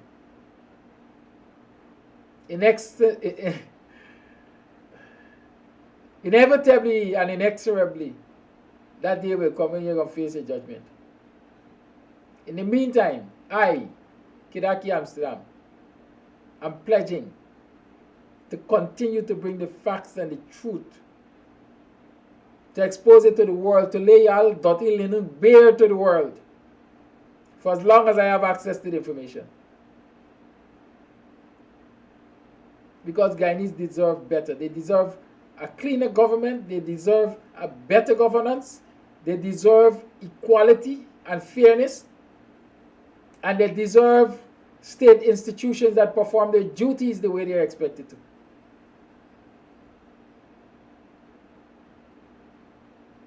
And to the citizens, you have a responsibility too. You have to first cast off fear. Y'all expect everybody to fight your battles, but you don't intend to fight them. Because everybody gonna do it for you. Everybody must be a sacrificial lamb for you. Well, each and every one of us have a responsibility in this fight. It's not good enough. It's not good enough. And the majority of the citizens of this country are sitting by and allowing these wickedness, these wicked deeds to be perpetrated against themselves and others, and not challenging it. Each of you have a responsibility. Each of us has a responsibility. Stand up, speak out. Because if you don't, when you realize it is necessary that you do, it might be too late. The residents of Golden Grove are protesting because they're insisting that the other policemen must be charged in this matter. At first it was Christoph, but new evidence is available. And so there's nothing wrong in insisting that all involved be charged. When the police officer kneeled on the neck of George Floyd and he was dead, and protests erupted and they said they were going to charge him, protests continued. They say charge everybody. Today all of them have been sentenced for their part in the death, murder of George Floyd. That should be an example of the law operates on precedents. And so the precedents established in the George Floyd matter is that despite the fact that it is one policeman who kneeled on George Floyd's neck, there were others there who were complicit, and so all of them had to be charged. The same thing obtains in Guyana. Despite the fact that people have been claiming it is one policeman who shot and murdered Quindon Bacchus, the others were there, and so they are complicit in his murder, and so they should be charged. And we should accept nothing less as a society. And so every citizen should join with the residents of Golden Grove and demand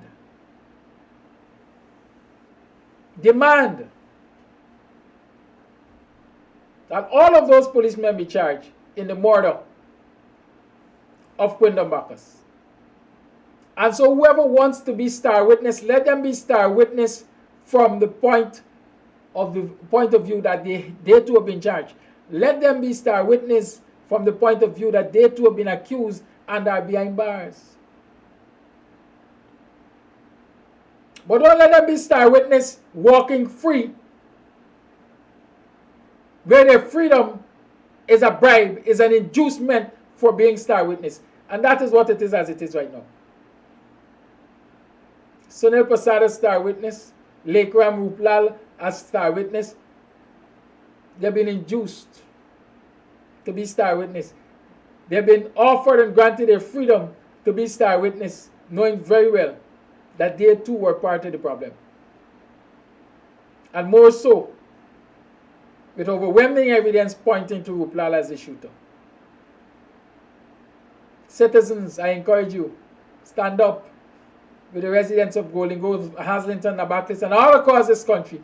Every single one who has suffered the loss of a loved one at the hands of the police extrajudicially, stand up beside them. Let this be the final stand. Join the Golden Grove folks. They are protesting from today, 8 o'clock this morning at the Golden Grove market. Tomorrow morning they are also protesting. And Saturday, and Sunday, and Monday, they will protest until justice is served. Join them. Freddie Kessoon!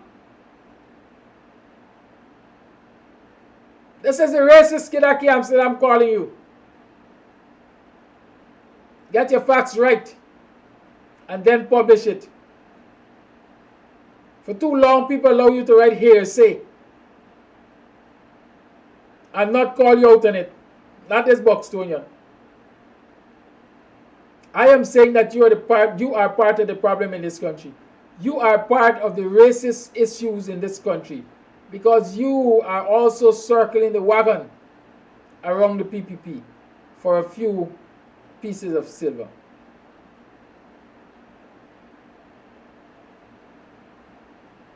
It is now 7 minutes past the 8 o'clock hour. The lines are open.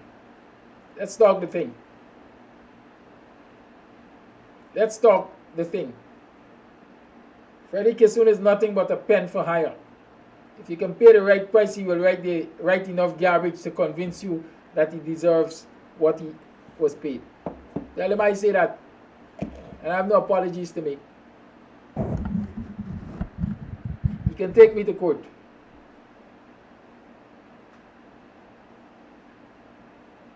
And I like to challenge a lot of people to take me to court. You know why? That's where you get to reveal the most juicy stuff without even having to be bothered about being sued for libel or so on. You get to ask all the nice and juicy questions. Have you ever accepted sex or grades? Those kind of questions. Call it live. Good morning. Good morning, Kadaki. For a few days now that the facts are more clearly put on social media, I am so upset with what those black police officers at the head of the Guyana police force are doing to their own black people in Guyana. Imagine they're using those black police officers as superficial lamb to safeguard the Indians who are killing black people, especially the one whose name is ringing bells all over the world, Assad, along with the other two. They bragged and they boasted how the boy grimaced when they plugged bullets in his behind. My God, these people didn't come from a tree. They have mothers, they have fathers, they have brothers, they got sisters, they got nieces, nephews, aunties, uncles. Plus, they got animals, dogs or cats.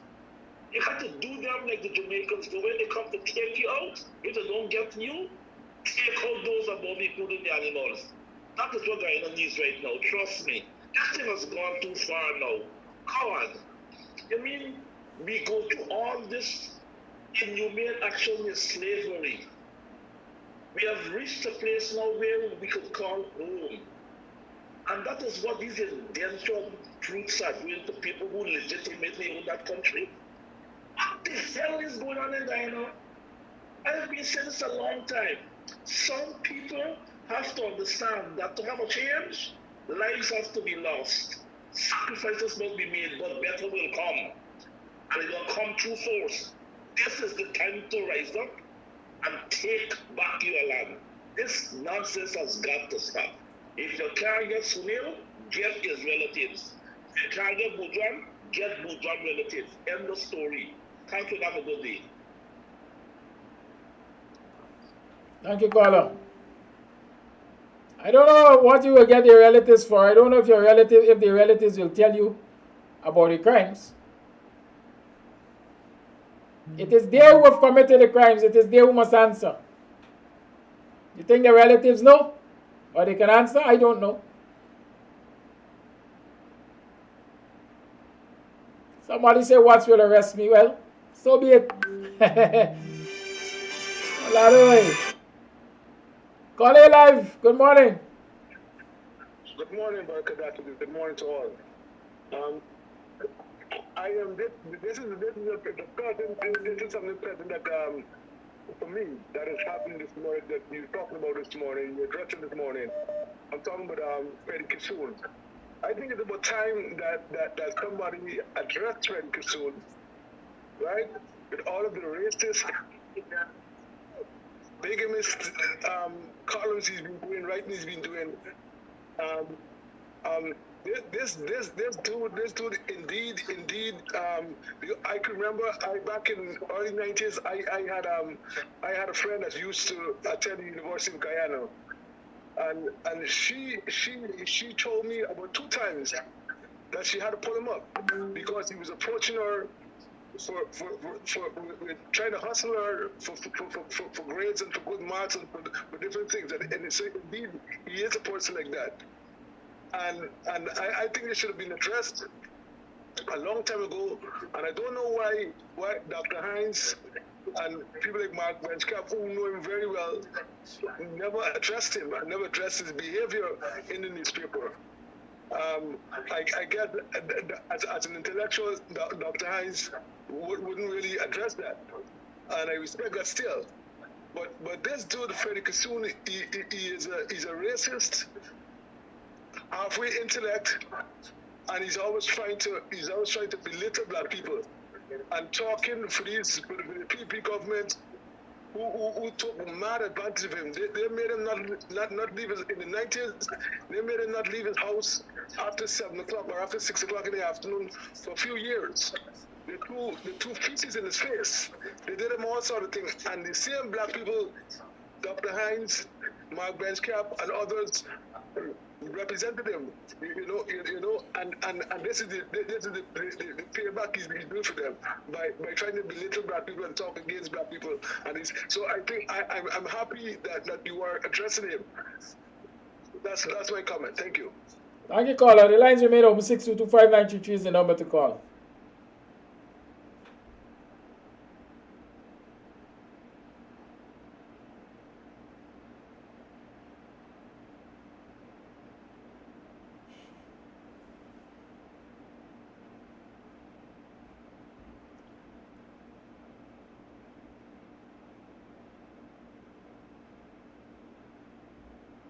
Why it's not? Hi, good morning, Kadaki. Let your light continue to shine. Let your light continue to illuminate the minds of these racists. Let your light continue to guide you. Remember, what go up must come down. A luta continua.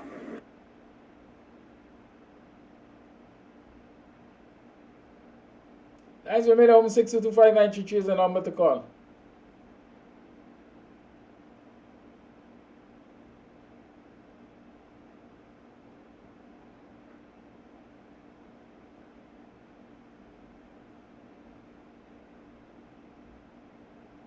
I just got a video which I will share with you.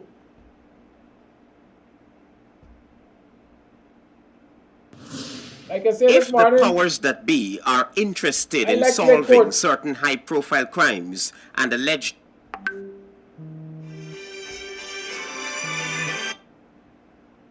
Call it live. Good morning. Good morning, Kadaki. But the thing that is going on with the police. Now, when you listen to how those senior personnel in the police force are allowed to be influenced by others they claim higher than them to write statements to put them in the problem. Imagine what those police and what the entire police does to people when they go to make reports at the station. Because if they could destroy their own persons like that, what do they do to people? And now coming back to the police, I think that the police really needs introspection in the entire police force. Because if they had stand for truth and protection, they would not have killed Twindam Bacchus, 1, and 2, they would not have destroyed themselves. But let me tell you something. When you see people prayers and tears wash you, at some time the truth got to come out. And this murder of Quinda, don't mind it's a painful idea, because when you were talking this morning night, they don't crack up with what you're talking about, the video. I don't look at them because I can't watch at them. It has brought the police to the full front.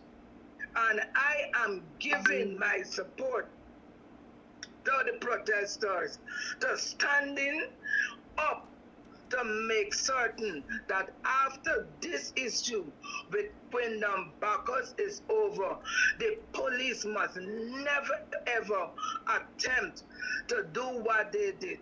And to the police, when that girl needed the shoulder of police to cry on, they turned against her.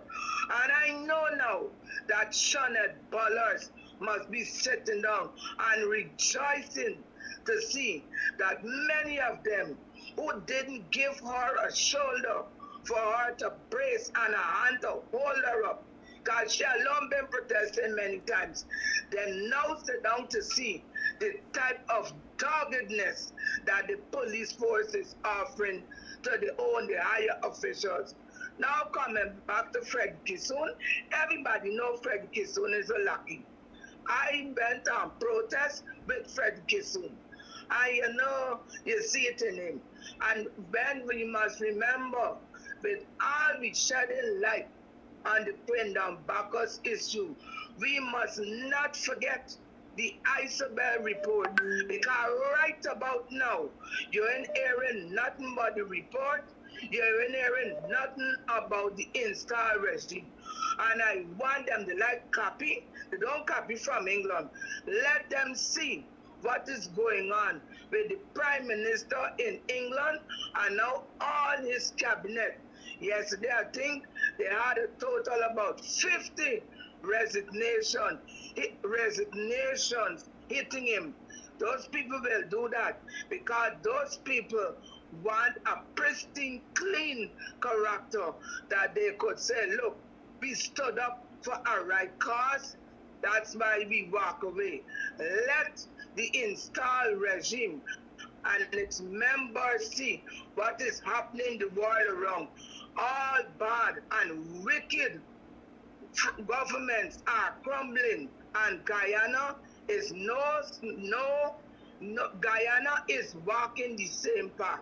Bye bye. Let somebody else give something. Bye bye. Thank you for your call.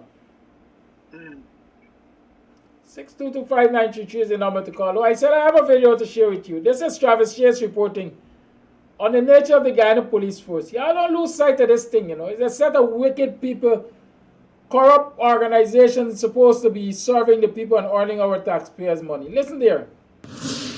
If the powers that be are interested in solving certain high-profile crimes and alleged police cover-ups, they should be speaking to this man, Lennox Wayne, called Two Colors. After spending 8.5 years on remand for murder and faced 2 previous trials which both ended in hung juries, Lennox Wayne, called Two Colors, was acquitted. The ex-police informant has a lot on his mind and is speaking to his attorneys about clearing his mind through his throat. Well, I will tell a lot of information that I think wasn't at the right time. I should disclose it. So they know on the other side who know what really transpired, feeling threatened. Wayne told reporters that his ex-bosses might be fearful should he spill the beans. Already, Wayne has accused several high-ranking policemen of extrajudicial killings.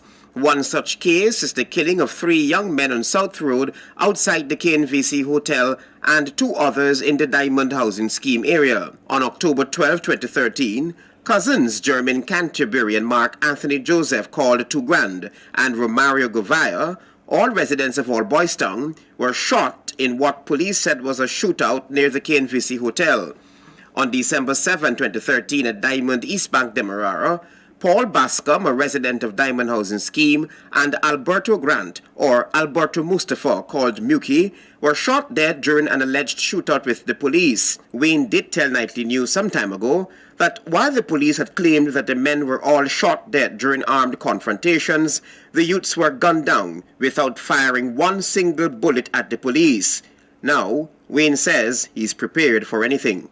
I won't say I fearful, but they're fearful. Why are they fearful? Probably it's because of the gossip we're going around. People want to kill me, people want this, people want that. But I make up my mind for everything. Whatever come, well, so be it. Wayne had been behind bars because the police accused him of the murder of cosmetologist Ashmini Hariram called Monisha at the Lusignan Railway Embankment East Coast Demerara on July 10, 2014. Wayne said that the charge may have been leveled against him because he had previously testified in a matter against a senior member of the Guyana Police Force. And these people that you feel that you would have exposed, are they police or former police? Some is former, some is not police. Some is people that making decisions in this country. You believe that if you speak out now, they can come after you? Yeah, they could come. You plan on speaking out? Well, as time go by and we start from one issue to the next issue, I will. Prison life, he said, was not an easy road. It was very challenging, difficult, to know well the incarceration for something that you don't have no idea about. Travis Chase, HGP, Nightly News. You heard it from one of their own. That they threw under the bus. Call it live, good morning. Let me tell you a story. Good The year is morning. 19... Listen, I was watching, I didn't see this Mark Bench Cup show. I was just watching this morning, saw the preview of Ray Mark trying to tell you about his station and calling these people out of their names. Cause I think we gotta stop trying to be politically correct. Caller, stop. These Caller, stop. Yeah. Mark has a radio station which he has to protect.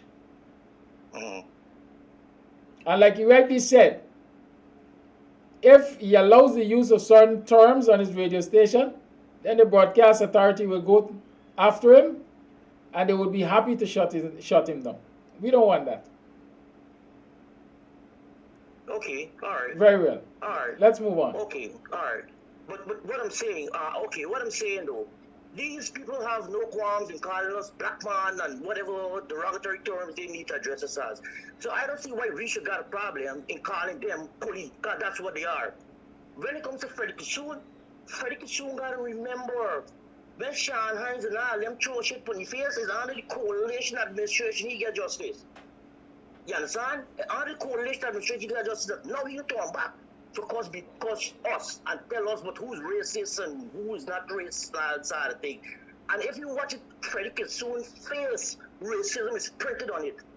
You understand? And that's why I say that the saying that goes that they say that you only true police trust the one, and that's a fact. They told Freddie Kishun and this lady from GCOM. Thank you, bye.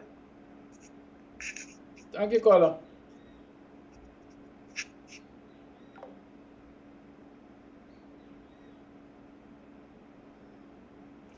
Lines we made open. I see the Senate troll on a new name. And the troll is asking some questions and he's making some remarks. It called itself Mark Simpson. Mark Simpson, show your face and we could talk.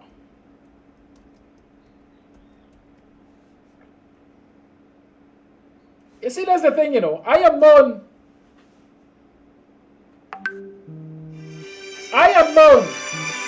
Y'all know my face. Y'all know where to find me. But guess what? Y'all like to attack me from behind your computer screen. You don't show your face. Call it live, good morning. Good morning, Mr. Kadaki. Good morning, everyone in the diaspora. Good morning, all Guyanese. I want to send a special shout out to the youth of Golden Grove and the youth between the ages of 15 and 40 years old, because they are the ones who are making the majority of the difference. That's giving us this powerful, forceful game changer. I want to pick them up and recognize them. Now, the evidence. This is all about evidence. And I saw the attorney for the family, the Bacchus family. I think his name is Todd, Attorney Todd. I'm hearing some terrible background noise in your stuff, Mr. Kadaki. Some background noise. I'm not aware of it. Yeah. Okay, it's gone now. Okay, so the evidence says that the police are predicating or premising their charge upon Quindon Bacchus shot at them. And that is why they returned fire to kill him. Well, that's the statement in the courtroom. So we got to work with the statement. The statement's got different parts. If and when, and I don't know, if and when Clinton shot that gun, should there be residue from the gun? Absolutely, there should be residue gunpowder on his fingers, on his hands, on his wrist. Now, with regards to a charge, if you're going to claim that a person shot at you, you would have to start due diligence to prove the charge which you are accusing or asserting. So if a person shot at you, due diligence of evidence would say that you would have to ascertain gunpowder residue on his fingers. Did they find gunpowder residue there? Has the family attorney did this already? The case hinges on this, you know, Mr. Todd, Attorney Todd. The entire case hinges on this gunpowder residue. You know why? Because if there's no gunpowder residue, then there's no shooting gun. You see? And the entire police case falls apart right there. It is impossible for you to shoot a gun and not have gunpowder residue. Now, how can the police tell the court that they're exercising due diligence given the nature of the charge and they did not ascertain that evidence from Jump Street, from the initial start of the investigation? So, the other part about it, the gun. They take a gun into the court, so I've been told, and the gun isn't functioning. Well, that's strike number 2. How do you take a gun into the court? The gun is not functioning, firstly, and secondly, there is no gunpowder residue to substantiate there was a gun in the first place. You see, the entire assumption that there was a gun needs the gunpowder to substantiate there was a shooting. That's the point I'm trying to make, and I'm repeating it because I'm trying to get people to understand. If you cannot verify in due diligence the residue, then you don't have any shooting. The shooting is fabricated. Now let's move on to Mr. McLennan. Mr. McLennan's gun. You know, if you've got a Glock or you've got a 9, any gun, automatic, semi-automatic, and you change out the breech, the barrel of the gun, and you take my barrel of my gun, put it in your gun, then you know you can get all the murders that I allegedly commit with my gun. So, recently this morning I heard that Mr. Watts took McLennan's gun. For what purpose? If he takes McLennan's gun, then he can switch out the barrel. Switch it with the barrel, and that's how you hear now that McLennan's gun has been involved in the murder. Because you switch the barrels. That's basic. I really hope that Attorney Todd is onto this. I would think, from listening to him, that he has the proper rationale. I would think so. But we just don't want to go all the way to River Jordan and fail. Okay? So that's why I'm raising these questions. It's not to say that Attorney Todd is incompetent. But I'm not hearing much about the gunpowder residue. And the entire case predicates upon the gunpowder residue. Once again, thank you for listening. Thank you for calling. Let us note that, this case is not, trial in this matter has not started in earnest. I think the charges were only read to the accused. Good? Charges were only read. Well, the reality is we live in a state where the police is allowed to get away with these nonsense. Framing people. The amount of people who have complained of being framed in this country is a lot. And I will always refrain to Nigel uses constant cry for evidence to be scientific. And people not to rely on these confession statements and this and that, because a lot of it is achieved through coercion. They beat people, they intimidate people and all kinds of things. Good? And when they can't get you to do what they want you to do, then they choose another path. In case you didn't hear it clearly, I'm going to play for you again that interview with Two Colors by Chavez. Why am I playing it? Because I want you to understand that Two Colors came out of the belly of the beast. He never denied that he was an operative of the Guyana Police Force. Maybe he too was special branch. But he was certainly an informant. Right? And for the last several years, he has been crying that they threw him under the bus. They gave him a murder. I like to call it a jacket that didn't belong to him. I don't know whether he did it or did it not, but the courts have pronounced on his innocence. And so he's saying no, that he was framed. Listen again.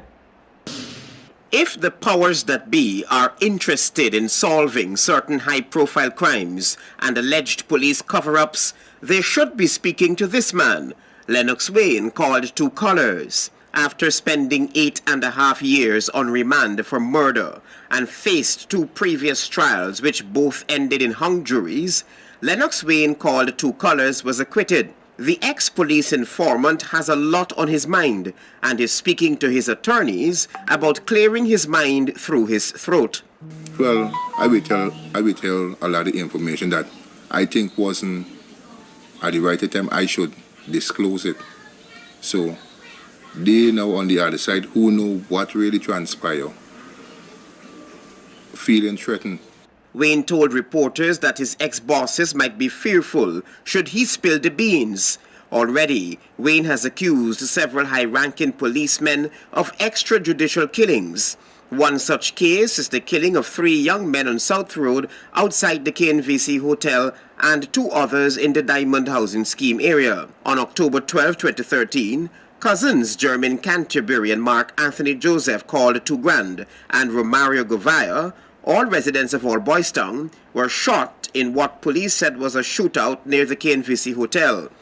On December 7, 2013, at Diamond East Bank, Demerara, Paul Bascom, a resident of Diamond Housing Scheme, and Alberto Grant, or Alberto Mustafa, called Muki, were shot dead during an alleged shootout with the police. Wayne did tell Nightly News some time ago that while the police had claimed that the men were all shot dead during armed confrontations, the youths were gunned down without firing one single bullet at the police. Now, Wayne says he's prepared for anything. I won't say I fearful, but they fearful. Why are they fearful?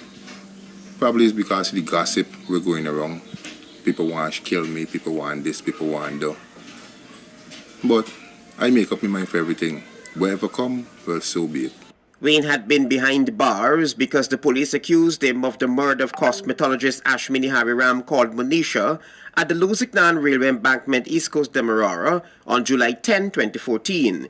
Wayne said that the charge may have been leveled against him because he had previously testified in a matter against a senior member of the Guyana Police Force. And these people that you feel that you would have exposed, are they police or former police? Some is farmer, some is not police. Some is people that making decisions in this country. You believe that if you speak out now, they can come after you? Yeah, they could come. You plan on speaking out? Well, as time go by and we start from one issue to the next issue, I will. Prison life, he said, was not an easy road. It was very challenging, difficult, to know well the incarceration for something that you don't have no idea about. Travis Chase, HGP, Nightly News. Buxtonian Morning Time, you tune to. And we're talking the thing. And the time is now 8 hours 36. The line remain open. 6225933 is the number to call. Prepare yourselves. Organize your communities. Organize your teams. Be walking the coast. Walking from Buxton to Georgetown in the name of justice and equality, freedom and equality. Look out for the date. Prepare your placards. Prepare your white armbands. Prepare for them. We coming. Call your live. Good morning. Morning, Kadaki, and great information again this morning from everyone. Good morning, Guyana. Corruption reigns supreme in Guyana. Now, do we really expect corruption to be just go away on its own? No, it's never going to happen, as far as I see. Again, what that news clip provided was, here is it, you've got all these people being gunned down, and what Coffee had said in terms of gun residue, at that time when those young men were gunned down, was it ever proven by the state that those guys fired? Again, so it just seems corruption supreme. Now we talk about all the ranks for Mr. Bacchus being charged. What about all the ranks, and who are the ranks for Orange Boston? So we've got to look at that situation, and why wasn't it brought up even before? So now we're all of a sudden have fresh eyes on all the ranks because they all participated in the murder of Mr. Bacchus. But you also had other ranks participate in the murder of Boston. So we should be calling for that situation to be looked at again, because they only charge one person for manslaughter or what it is.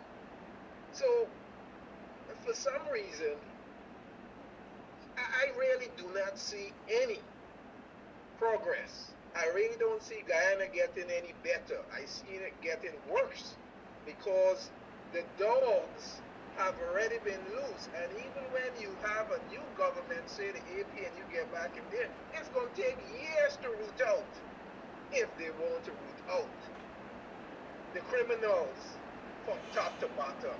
So again, you know, yes, we have to fight, but we also have to look at it realistically. When you've got 20-something years of infestation, you've got to put people to death to make them fear that they're not going to come back and do this again. But it just seems like it's getting regurgitated again and again. More killings, and all of it is being done by Afro-Guyanese against Afro-Guyanese, led by the state.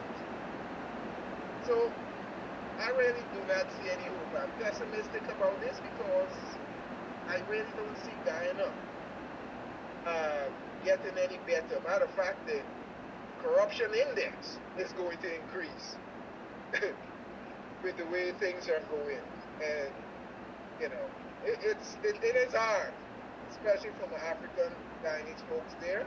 And we got to just keep fighting. But at the same time, I don't see any betterment. That's my take.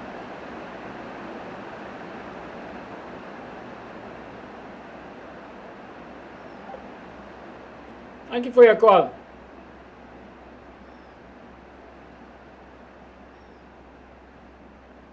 You all saw that video last night? Well, I posted 2 videos. What story, eh? Hey, hey. Young Indian sister gone to the people church thief in the chairs. I thought his only son people was a thief. And when other people confronted with the evidence, they call out, they shout all kinds of things. I hear they're talking about abuse, and the sister should not have been roughed up, should have been left to the police and so on. Well, I know young black brothers and sisters who were caught up in similar matters, not stealing from church, mind you, and they got some fine cocktail. And so, as they say, what good for the goose goes for the gander. Vice Lord. Gaddafi, a blessed good morning to you, Gaddafi. Gaddafi, I want to call concerning my good friend, Colors, who I'm glad that he came out of prison alive, because I never thought he would make it out alive. I always tell Colors, I say, Colors, don't work with these people. Don't play police and thief, no time at all.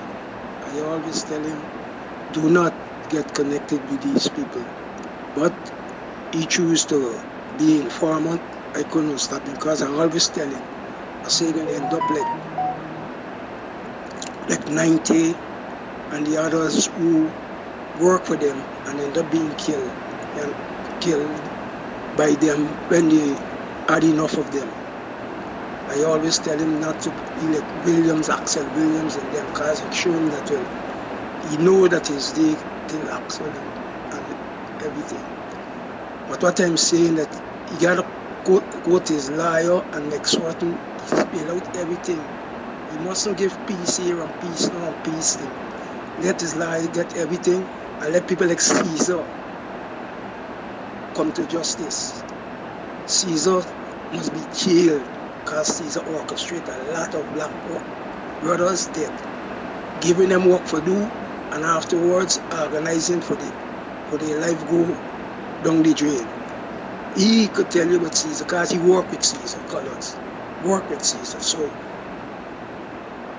I want to live to see justice served in Caesar, because I got a couple of good friends who died because of Caesar, who work with Caesar, Caesar give them work to do, and end up sending, when they get caught, not like the police kill them.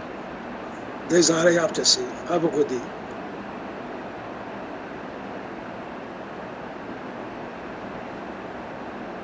Thank you for that voice note.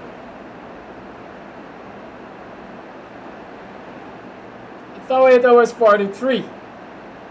And you're tuned to the Buxtonian Morning Time. By way of reminder, Freddie Kissoon. Ade, hangay no way. Wednesday, July 6th. Column. Group. No PNC leader the past 60 years has publicly used the C word to describe immigrants.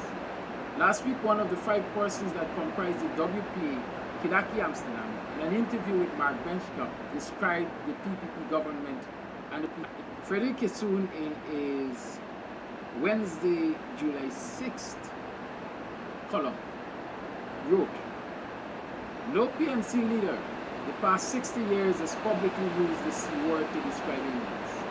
Last week, one of the 5 persons that comprised the WPA, Kidaki Amsterdam, in an interview with Mark Benchcup, described the PPP government and the president of Guyana wildly using the C word. It is idiocy in 2022 to tell us that the PPP and PNC are the only racial parties. No, Freddie, the PPP and PNC are not the only racial parties. You are included in the racial parties.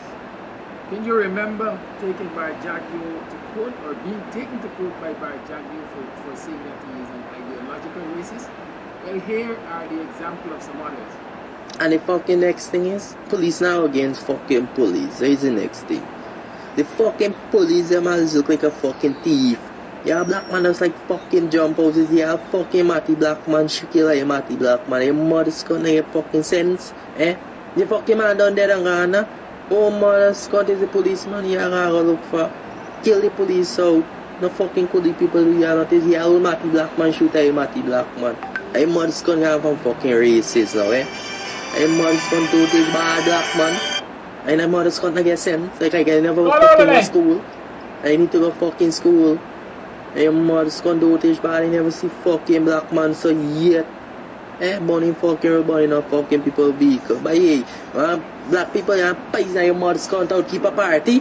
And fucking make sure invite all your mother's gonna all the black man in this country. Who can get your mother's gonna fit and show poison your fuck. People, as long as I live here until me mother's gone dead, we will fucking suffer. And you get out from there as soon as you can, because advantage will never fucking done. The rich will always be fucking rich and the poor people will fucking dead. Trust me, it will never change. nothing will change in Guyana. Never. Nothing will change. The black people will eat all them fucking Indian people out. Trust me. I'm telling you that. And who is behind all of this is the fucking politician there. They're behind all of this. A black man kill a black man and the coolie man have to fucking pay for this. What kind of bullshit this is going on in Guyana? A black man kill a black man. Why the coolie people have to suffer for this? Why the coolie people have to suffer for this? A black man kill a fucking black man. It's not having his fucking fault. You feel if a fucking coolie man would have killed another fucking coolie man, there would be a fucking riot? Never. Never. You should see how much fucking police would have been there for coolie people would have a fucking riot. You should see how much of them hungry belly motherfucker them would have been there. Because all they do is just rob them coolie people in Guyana, and we are taking advantage of it. Nobody is standing up for us. Nobody is standing up for them coolie people. Nobody. None of them not stand up for me. Nobody, not even the government is standing up for you. Why should you stand up for them? And here is the fact that I was only responding to racial plotters like yourself. Permit me to lament a little. I hear a lot of people, especially the young Indian folks, who are doing all kinds of nasty videos and they haven't been contacted by the ERC yet. Their leaders haven't come out in condemnation of them yet. They keep saying don't hold your breath on that. They're not going to come out. I'm not holding my breath. Right? They say one thing, a black man kill black man, and if black man kill black man, what make coolie must be? Well, let me explain. Let me explain this. The black man that killed the black man is an operative of the state that is run by a coolie government. Right? A coolie head of state. A majority coolie cabinet. Right? I'm not saying that people ought to attack Indo-Guyanese. But that man one of the things, Mr. Amsterdam, before you continue, since we broadcast live on radio, it is prohibited for us to use those sort of terms in describing a racial group. So we will. Well, I'm quoting from the videos. I'm quoting from the videos. But that's okay. We just offer. I just offer from the videos. I said. I understand what you're saying. I understand what you're saying. Right, but if I don't do it, then I understand, Mr. Moderator, I understand. Yeah. Let me say this. Sure. If it was a simple case of a black man killing a black man, he would have been charged, or Afro-Guyanese killing Afro-Guyanese. The likelihood is that he would have had to face the courts within 72 hours. Because you know that after 72 hours, whatever. I understand it's now 24 hours anyhow. Good? But if it were an ordinary situation of I killing my black brother, I would have to face the court quicker than 20 days. This is a representative of the state apparatus, and he's being protected by the state, and so for 20 days he is not being charged. And so this is not a simple case of, according to them, black man killing black man, and therefore black man must solve the problem. This is a case of the state protecting one of their own who was murdered as citizen in the name of the state. And people must not lose sight of that. And so we must hold the state accountable. And if it means protest day in and day out for the state to do the correct thing, so be it. Never joke. Never joke. Never joke. Oh, money, never money. Never money. Money, never money. Money, I know what you can even money. Money, never money. Never money. Money, never money.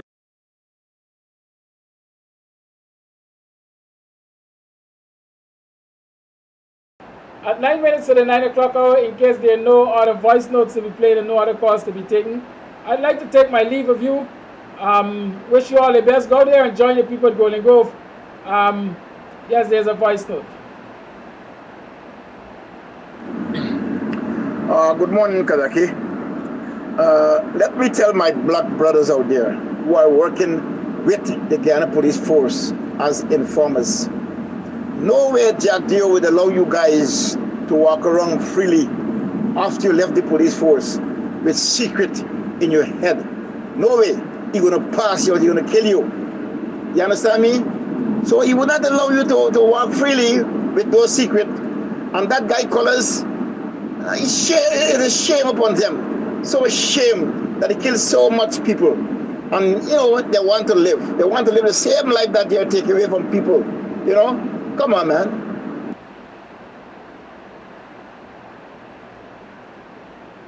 Yes, I was saying go there and join the people at Golden Grove and Victoria and Hans Grove and Haslington and Nabaklis and so on. Join them. Continue to register your disgust at this cover-up in the Guyana Police Force and the injustices that are being meted out to our people. Continue to challenge the status quo, Guyana for sale under the Vice President Sugate. Continue to challenge the discriminatory distribution of our resources. Well, I understand that the wicked cabal has promised to do the streets in Buxton. I didn't hear the timeline, so I'm asking the question here now. When will the streets in Buxton start? Jill, the Bishop, Jill, Minister of Public Infrastructure, Public Works, whatever you call it. When are you going to start doing the streets in Buxton? You were talking development in focus. Let's talk development. When will the streets in Buxton be resurfaced? I'm waiting to hear. Otherwise, we just had a promise to comfort people. As a student of management, they say when you set your objectives, they have to be smart. Simple, measurable, achievable, I think reliable and timely. Timely! We want to know when the streets of Buxton will start. When will you begin repaving them? That's what we want to know. Don't tell people about you're going to do the railway road, the railway line. The railway line is in your budget for this year. I went through the budget. I analyzed it. And so I know some of the projects in the budget. The railway line was identified to be resurfaced. I think from Sherry Street all the way to Elmore Cove and John, somewhere of that side. Don't come pulling wool over people's eyes. This might be our final call for the day. Call A Live, good morning. Good morning, sir. Good morning, sir. How is it okay? Kindly speak up, sir. We can't hear you. We can't hear you. When you say cool, people become the noise. We can't hear you. You're not hearing. Not clearly. You hear me now? A little better. How is it okay or not okay for you to say black man, but you cannot say coolie man? Well, ask the powers that be, I don't know. Huh? Ask them, I don't know. I tell you, our people got a sick mind. We're still in slavery. The Bible and slavery has done a great job to the Negroes. This is all I have to say, my brother. Thank you.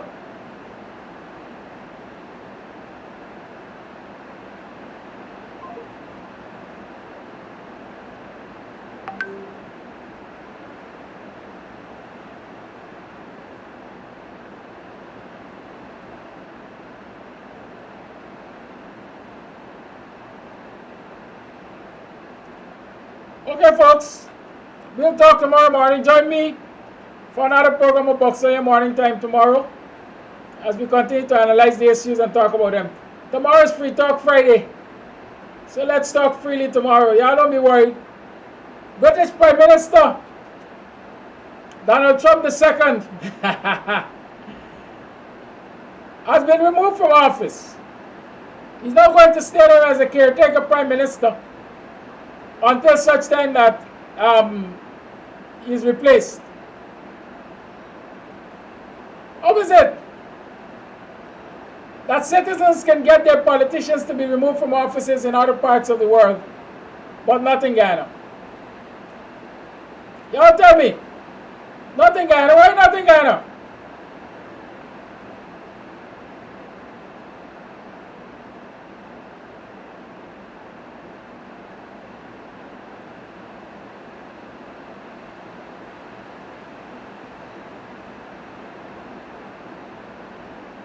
Golden Grove under the big tree, that's all I want you today. And let me report to you that Golden Grove is now swarmed by police and military ranks again. So the people of Golden Grove only have to announce that they're going to exercise their constitutional rights, their human rights, and the police will swarm their community. And so they're swarmed again by police and soldiers, but they're outside. And that is important. We have to stay outside and hold these criminals accountable. We have to stay outside. Have to stay outside. So come outside. Join the people at Golden Grove.